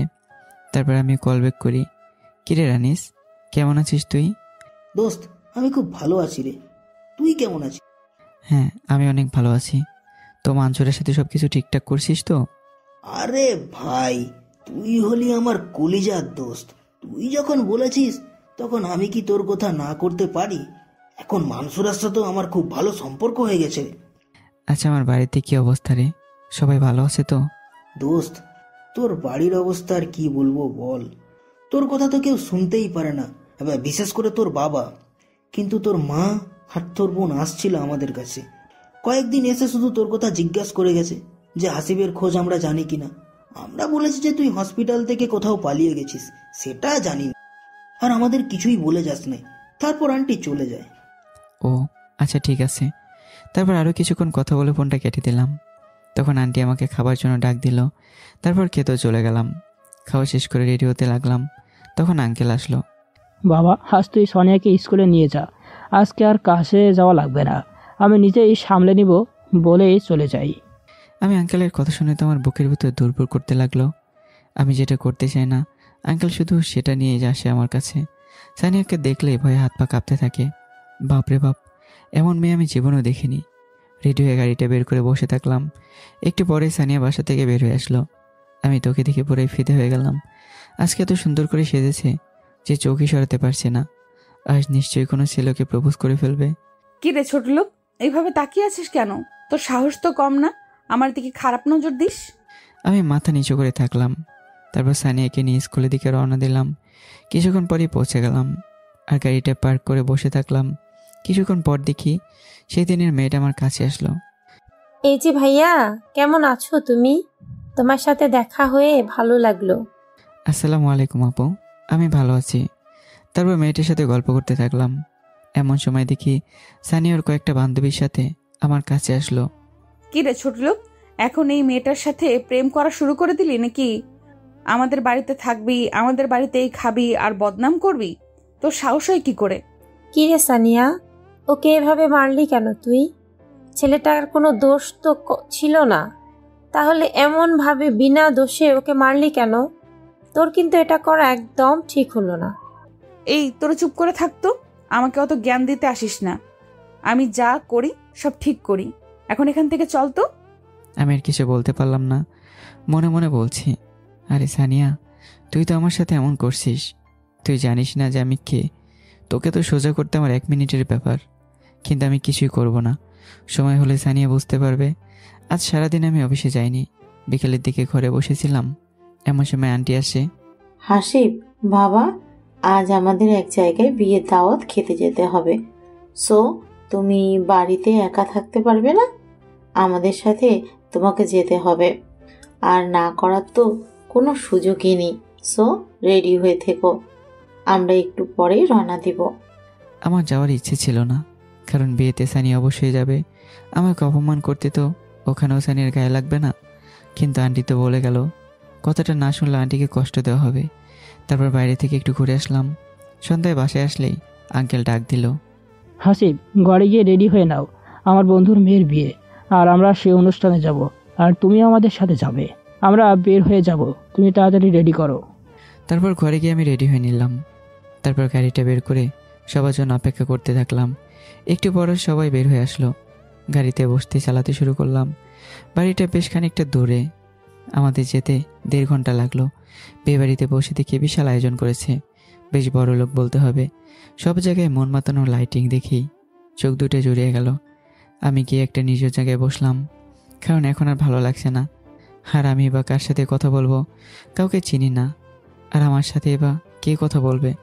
বসে থাকলাম। একটু পর দেখি একটা মেয়ে আমার দিকে বারবার তাকাচ্ছে আর চোখ টিপ দিচ্ছে। আমি সেটা দেখেও না দেখার ভান করলাম, কিন্তু মেয়েটা আমার কাছে চলে আসলো। হাই, আমি কাজল, যে মেয়েটার বিয়ে হচ্ছে তার বোন আমি। আর আপনি? আমি আমার পরিচয় দিয়ে দিলাম, কিন্তু মেয়েটা হুট করে আমার কাছে নাম্বারও চেয়ে বসলো। আমি দিতে যাব, তখনই দেখি সানিয়া চলে আসছে। ভিখারির বাচ্চা, তোর তো সাহস কম না? তুই এইখানে এসেও অকাজ করছিস। বড় লোকের মেয়েকে দেখলে লাইন মারছিস, যাতে ওকে বিয়ে করে নিয়ে একেবারে বড়লোক হয়ে যাবে, তাই না? আরে তোদের মতো ছেলেদের এই কাজগুলো ছাড়া আর কি থাকতে পারে? আরে আপু, হাসিবের কোনো দোষ নাই, তুমি শুধু শুধু ওকে বকা দিচ্ছ। আমি নিজেই ওর কাছে এসেছি, আর হাসিব আমার সাথে বেশি কথা বলে নাই, আমি নিজেই ওর সাথে কথা বলছি। এই কাজল, তুই একদম চুপ করে থাক আর এখান থেকে চলে যা। এই ছোট লোক, তোকে যদি আর কোনো মেয়ের সাথে কথা বলতে দেখি, তাহলে এমন হাল করব যে নিজেকে চিনতে পর্যন্ত পারবি না। এদিকে অনেক রাতও হয়ে যায়। আঙ্কেল আমার কাছে এসে বলে যে আজ তার এখানে থাকবে, তার বন্ধুর বাড়িতে অনেকদিন পর এসছে, তাই আজকে আর যাবে না। আমারও এখন একটু ভালো লাগছে না, তাই বিয়ে বাড়ি থেকে খাওয়া দাওয়া করে বের হয়ে চলে আসলাম। বাসায় এসে ফোনটা বের করে দেখি সাকিবের অনেকগুলো মিসড কল উঠে আছে। দোস্ত, এখন তোর জন্য আমার কাছে 2টা নিউজ আছে, একটা ভালো আর একটা খারাপ। দূর ভাই, এমনিতে প্যারার মধ্যে আছি, তারপর তুই এবার প্যারা নিয়ে হাজির হইলি। আচ্ছা তাড়াতাড়ি বল, কি খবর আছে? দোস্ত, ভালো খবরটা হলো তুই বাবা হতে চলেছিস, আর তাহিনা মা হতে চলেছে। কিন্তু খারাপ খবরটা হলো তাহিনা তোর বাচ্চাটাকে নষ্ট করে দিবে। না, এটা হতে পারে না। আমার বাচ্চাটা তাহিনা নষ্ট করতে পারে না বলে আমি কাঁদতে থাকলাম। তারপর তাহিনার কাছে ফোন দিলাম। হ্যালো তাহিনা, তোর পায়ে পড়ি, আমার উপর রাগ করে থাকতে পারিস, আমাকে যা ইচ্ছে বলতে পারিস, কিন্তু আমার বাচ্চাটাকে কিছু করিস না। তাহিনা, আমার কথাটা শোন। হাসিব, আমি তোর কথাটা রাখতে পারবো না, আমাকে এটা করতেই হবে। আর আমাকে মাফ করে দিস, আমি জানতাম না যে কালু তোকে এভাবে গড়চাড়া করে দেবে। আমি তোর এত বড় সর্বনাশ করতে চাইনি, আমাকে ক্ষমা করে দিস। আমি পাগলের মতো কাঁদতে থাকি, মাথাটা বার হয়ে গেছে। আমার মতো ছেলের এই পৃথিবীতে বেঁচে থাকার কোনো অধিকারই নেই। এভাবেই কাঁদতে থাকি। তারপর কখন যে ঘুমিয়ে পড়েছি সেটা জানি না। তারপর সকালে উঠে দেখি ফোনটা বাজছে, কিন্তু রিসিভ করার আগে কলটা কেটে যায়। ফোনটা হাতে নিয়ে দেখি আঙ্কেলের অনেকগুলো মিসড কল। আমি তাড়াতাড়ি কল ব্যাক করলাম। হ্যালো আঙ্কেল, সরি আমি ঘুমিয়েছিলাম। সমস্যা নাই, ঘুম থেকে উঠে নাও আর বিয়ে বাড়িতে চলে আসো। ওকে ঠিক আছে, আমি চলে আসতেছি। তারপর আমি উঠে গিয়ে ফ্রেশ হয়ে নেই। হঠাৎ করে গতকাল রাতে সব ঘটনা মনে পড়ে যায়, মনটা খুব খারাপ হয়ে যায়। তাহিনা কিভাবে পারবে আমার বাচ্চাটাকে নষ্ট করে দিতে? ওর কি একটু মায়া লাগবে না? আমার চোখ দিয়ে পানি পড়ছে, কিন্তু হাত দিয়ে চোখের পানি মুছে ফেলি। গ্যারেজ থেকে গাড়িটা বের করে নিয়ে বাড়ির দিকে রওনা হলাম। অনেক সময় পর গন্তব্যে পৌঁছে যাই। আমি বাড়ির ভিতরে গিয়েই সানিয়ার বাবাকে দেখতে পাই। আমাকে দেখে সানিয়ার বাবা কাছে আসে। হাসিব বাবা, তোমার মনটা খারাপ মনে হচ্ছে, গতকালও তো অনেক খুশি দেখলাম, আর এখন এমন ফ্যাকাশে করে আছো কেন? না আঙ্কেল, আমার কিছু হয়নি, এমনিতেই ভালো লাগছে না। আচ্ছা ঠিক আছে, কোনো সমস্যা নাই, এখন গিয়ে মজা করো। আমি বিয়ে বাড়িতে ঢুকে চারপাশটা দেখতে লাগলাম। গতকাল রাতের থেকে এখন আরও ভালো লাগছে দৃশ্যটা। বাড়িটা যেন আলোর মাঝে ডুবে গেছে। আমি ঘুরে ঘুরে দেখতে লাগলাম, কিন্তু সানিয়াকে কোথাও দেখতে পাচ্ছি না। হয়তো সবার সাথে মজা করছে, আর আমার তো কেউ নেই মজা করার জন্য। সানি আমার সামনে হঠাৎ আসলো, কিন্তু আমি কোনো কথা বললাম না, কারণ আমার মনটা অনেক খারাপ। আমি বেশ কয়েকবার কাজলের সাথে মুখোমুখি হয়েছি, কিন্তু একবারও কথা বলিনি, কারণ আমি বুঝে গেছি যে কাজল আমাকে ভালোবেসে ফেলেছে। মনে হচ্ছে যেন কাজল কিছু একটা বলবে, তাই যতটা সম্ভব দূরত্ব বজায় রাখার চেষ্টা করছি। একটু পরে আমি কি একটা জায়গায় বসলাম, তখনই হঠাৎ করে কাজল সামনে চলে আসে। আমি কাজলের দিকে তাকাই, দেখি কাজল দুইটা হাত পিছনে লুকিয়ে রাখছে।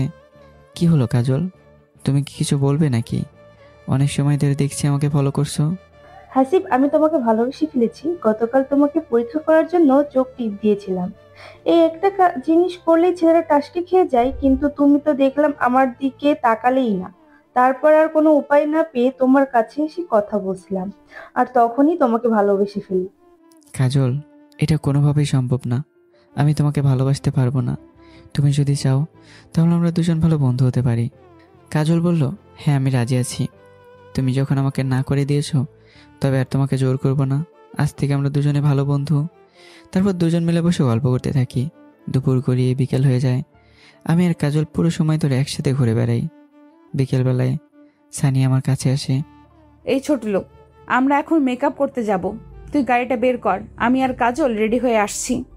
যাক, ভালো কথা, একটু বাইরে ঘুরতে পারবো। এই সারাদিন এখান থেকে আর ভালোই লাগছে না। তাড়াতাড়ি গিয়ে গাড়িটা বের করলাম। সানি আর কাজল একটু পরে চলে আসলো। দুজনকে দেখতে খুব ভালো লাগছে। তারপর ওদিন নিয়ে চলে গেলাম। গন্তব্যস্থলে পৌঁছে গাড়ি থেকে নামলাম।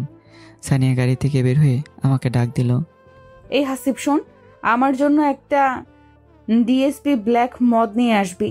এই নে ধর টাকা, তাড়াতাড়ি নিয়ে আসবি, না হলে কিন্তু এমন মার দিব বাপের নাম ভুলে যাবি। টাকা নিয়ে আমি অধমের মতো দাঁড়িয়ে থাকলাম। মাথায় তো কিছুই ঢুকছে না। আরে মেয়েটা বলে কি, এত দামি মদ নিয়ে আসতে বললো, সেটা আবার ওর নিজের জন্য। মেয়েরাও যে মদ খায় সেটা তো জানতাম না। ওহ, এত কথা ভেবে কী করব। তাড়াতাড়ি নিয়ে আসি গিয়ে। বেশি দেরি করলে আবার কপালে শনি আছে। এই এলাকাটা আমি ভালো করে চিনি না, কিন্তু গাড়ি নিয়ে বের হয়ে গেলাম। আমি বিভিন্ন জায়গায় শুনতে লাগলাম যেখানে মদ পাওয়া যায় কোথায়, কিন্তু কয়েকটা জায়গায় কেউ জানতে পারলাম না। লোকজনরা আমাকে বকাটে ছেলে ভেবে খারাপ চোখে দেখতে লাগলো। অবশেষে একটা লোকের কাছে খোঁজ মিলল, কাছে একটা মদের বার আছে। আমি সেখানে গিয়ে এক বোতল মদ নিয়ে আসলাম, কিন্তু বেশ খানিকটা দেরি হয়ে গেল। আমি সানিয়ার কাছে চলে গেলাম। সানিয়া তখন সাজতে ব্যস্ত ছিল। সানিয়া আমার কাছ থেকে মদটা নিয়ে সবার সামনে আমাকে থাপ্পড় মেরে দিল। ছোট লোকের বাচ্চা, এত দেরি করলি কেন? তোকে না বলেছিলাম যে তাড়াতাড়ি করবি? তো এত দেরি করলি কেন? সানিয়া, আমি এখানে নতুন, তাই কোথায় কি আছে আমি জানি না। সবার থেকে শুনে শুনে তারপর এটা আনতে পারলাম, তাই একটু দেরি হয়ে গেল। আবার আমার মুখের ওপর কথা বলছিস তুই? তোর তো দেখছি দিন দিন সাহস বেড়ে যাচ্ছে। যা গিয়ে বাইরে দাঁড়িয়ে থাক। এতগুলো থাপ্পড় খেয়ে চোখ দিয়ে অঝরে পানি পড়তে লাগলো। মেয়েটার মনে কি একটু মায়া দেওয়া নেই? কোথায় কোথায় থাপ্পড় মারে। একেবারে গিয়ে গাড়িতে বসে পড়লাম। কিছুক্ষণ পর সানি আর কাজল বের হয়ে আসলো। কাজল আমার দিকে তাকিয়ে মুখটা মলিন করে ফেললো, কারণ আমার গালে পুরো 5টা আঙ্গুলের ছাপ বসে গেছে। দুজন মিলে গাড়িতে বসে পড়লাম। তারপর আমি গাড়িটা চালাতে থাকি। একটু পর এসে পৌঁছে যাই। বরযাত্রীরা চলে গেলে বিয়ের কাজ কিছুটা শেষ হয়, কিন্তু আনন্দ আছেই সবার মধ্যে। এদিকে সানিয়া মদ খেয়ে মাতাল হয়ে গেছে। পরিমাণের থেকে বেশি খেয়ে ফেলেছে। উল্টাপাল্টা কথা বলছে, কারণ সানিয়া এখন নিজের মধ্যে নেই। আমি সানিয়াকে ধরে রুমে নিয়ে যাই। তারপর বিছানায় আলতো করে শুয়ে দেই। তারপর নিজের রুমে চলে যাই। আমি নিজের রুমে এসে চেঞ্জ করে বিশ্রাম নিতে থাকি। এমন সময় ফোনটা বেজে ওঠে। রানিস, বল কি খবর? দোস্ত রে, আমি অনেক ভালো আছি, তবে তোকে খুব মিস করি। কারণ যেখানে একটা দিন তোকে ছাড়া থাকতে পারতাম না, সেখানে এতদিন তোকে ছাড়া রয়েছি বল। দুঃখ করিস না রে ভাই, আমার নিয়তিতে যে এটাই লেখা ছিল। আল্লাহ যে আমায় কেন কোন পাবে শাস্তি দিচ্ছেন সেটা আমি জানি না। তো আমার পরিবারের সবাই কেমন আছে? কেমন আর থাকবে বল, তুই চলে যাওয়ার পরে তো ওদের সুখে থাকার কথা, তাই না? আরে ভাই, একটা বাবা কিভাবে নিজের ছেলের সাথে এমন, তুই জানিস যে তোর মা আর বোন সবসময় তোর খোঁজ করে আমাদের কাছে, কিন্তু তুই বলতে নিষেধ করেছিস বলে তোর ঠিকানাটা বলি না। আরে আমাদের কলিজাটা ছিঁড়ে যায় তোর মা আর 4 বোনের কান্না দেখলে। আন্টি যে আমাদেরকে খুব ভালোবাসে, আর আমরাও যে তাকে নিজের মায়ের মতো ভালোবাসি। কিন্তু তোর বাবা, মনে হয় তার হাসিব নামের কোনো ছেলেই নাই। একবারের জন্য তোর কথা মুখে আনে না, তোর নামটাও শুনতে পারে না। আরে পাগল, কাঁদিস না। আমি তোর মনের কথাটা বুঝতে পারছি, কিন্তু কি করব বল। তাহিনা যে আমার সাথে এইরকম নিষ্ঠুর ব্যবহার করবে সেটা আমি ভাবতে পারিনি। একমাত্র ওর জন্য আমাকে ঘর ছাড়া হতে হয়েছে। কিন্তু সবথেকে বেশি কষ্ট লাগছে যে তাহিনা আমার বাচ্চাটা নষ্ট করে ফেলবে। আমার চোখের পানি উধাও হয়ে গেছে, আর মনে হয় না জীবনে কাঁদবো। কোনো কথা বলছে না, শুধু কেঁদেই চল। নিজের মনের মতো না খারাপ লাগতে লাগলো, তাই রানিসকে শান্ত করে ফোনটা কেটে দিয়ে মোবাইলটা বালিশের নিচে রেখে ঘুমিয়ে পড়লাম। সকালে ঘুম থেকে উঠতেই সানি আমার রুমে চলে আসলো। এই ছোট লোকের বাচ্চা, তুই কাল রাতে আমার শরীরে গতকাল রাতে হাত দিয়েছিলি কেন? আরে তুমি তো মদ খেয়ে নেশা করেছিলে, তাই তোমাকে নিয়ে রুমে দিয়ে আসি। আর এটাই যদি আমার খারাপ কাজ হয় তাহলে আমাকে আরও মারতে পারো। এদিকে বিয়ে সমস্ত কাজ শেষ হয়ে গেল, সবাই মিলে বাসায় চলে আসি। দেখতে দেখতে এভাবে 6টা মাস চলে গেল। হঠাৎ করে একদিন সানিয়াকে কোথাও খুঁজে পাওয়া যাচ্ছে না। আঙ্কেল এসে আমাকে বললো সানিয়াকে খুঁজে নিয়ে আসতে। আমি গাড়ি নিয়ে বেরিয়ে পড়লাম। আমি তো জানি যে সানিয়া কোথায় থাকতে পারে, তাই একেবারে মদের আড্ডায় চলে গেলাম। গিয়ে দেখি সানিয়া প্রচুর পরিমাণে ড্রিঙ্ক করেছে। ওর বাস্তব কোনো জ্ঞানই নেই। ওর কিছু বন্ধুরা ওর শরীরে স্পর্শকাতর স্থানগুলোতে টাচ করছে, কিন্তু সানিয়া এগুলো কিছুই বুঝতে পারছে না। আমি ছেলেগুলোর সামনে চলে গেলাম। এই যে ভাই, আপনারা এটা কী করছেন? মেয়েটার গায়ে এভাবে টাচ করছেন কেন? এটা তো ঠিক না। কি রে, তোর গায়ে এত লাগছে কেন রে? সানিয়া কি তোর বউ হয় নাকি? শোন, অনেকদিন ধরেই আমরা এই সুযোগটার জন্য অপেক্ষা করছিলাম, আর এখন সেটা চলে এসেছে। আমাদের বিরক্ত করিস না। আমি ছুটিটা দেখে মনে মনে হাসতে লাগলাম। আরে তোদের শেষ করা তো আমার 2 মিনিটের কাজ, কিন্তু আমার মাথায় একটা প্ল্যান আসলো। আমি ওদের কথায় তাল মেলালাম। আরে ভাই, আমি তো এমনি এমনি বললাম, মেয়েটা আমাকে অনেক জ্বালিয়েছে, আজকে ওর অবস্থা খারাপ করে দেব। আমার কথা শুনে ছেলেটার ছুরি ওর পকেটে রেখে দেয়। তখনই আমি সব কটাকে মারতে থাকি। ছেলেগুলোর কথায় প্রচণ্ড পরিমাণ রাগ উঠে গেছে। তারপর আবার সানিয়ার গায়ে হাত দিয়েছে। ওদেরকে ইচ্ছে মতো মারতে থাকলাম। মারতে মারতে অবস্থা একদম কাহিল করে ফেলি। অবশেষে ছেলেগুলো আমার কাছে মাপ চায়। তারপর আমি ওদেরকে ছেড়ে দিয়ে সানিয়াকে নিয়ে গাড়িতে উঠে বসি। তারপর বাসায় চলে যাই। বাসায় চলে গেলে আঙ্কেল আন্টি সানিয়াকে দেখে তো অবাক হয়ে যায়। তাদের মেয়েটার এমন হয়ে যাবে তারা ভাবতে পারেনি। আঙ্কেল তো সানিয়াকে মারতে আসলো, তখন আমি বাধা দিলাম। ওই ছামরা, তোর এত সাহস যে তুই আমাকে মারলি? বলতে দেরি, কিন্তু আঙ্কেল সানিয়াকে চর মারতে দেরি করলো না। আমি কোনো মতে ঠেকে সানিয়াকে নিয়ে ঘরে চলে আসলাম এবং তাকে শুয়ে দিতে গেলাম। আর তাকে যখন আমি শুয়ে দিতে যাব, এমন সময় সানিয়া এমন একটা কাজ করলো যেটা আমি ভাবতেই পারিনি। তো কি করে সেটা যদি জানতে চান তাহলে অবশ্যই এর পরের পর্বের জন্য অপেক্ষা করতে হবে। এরপরে A to Z একসাথে করে দেওয়া হবে। তো বন্ধুরা, গল্পটি কেমন হয়েছে অবশ্যই কমেন্ট করবেন। পরের গল্পে তৈরি থাকবেন। ভালো থাকবেন, সুস্থ থাকবেন। আল্লাহ হাফেজ।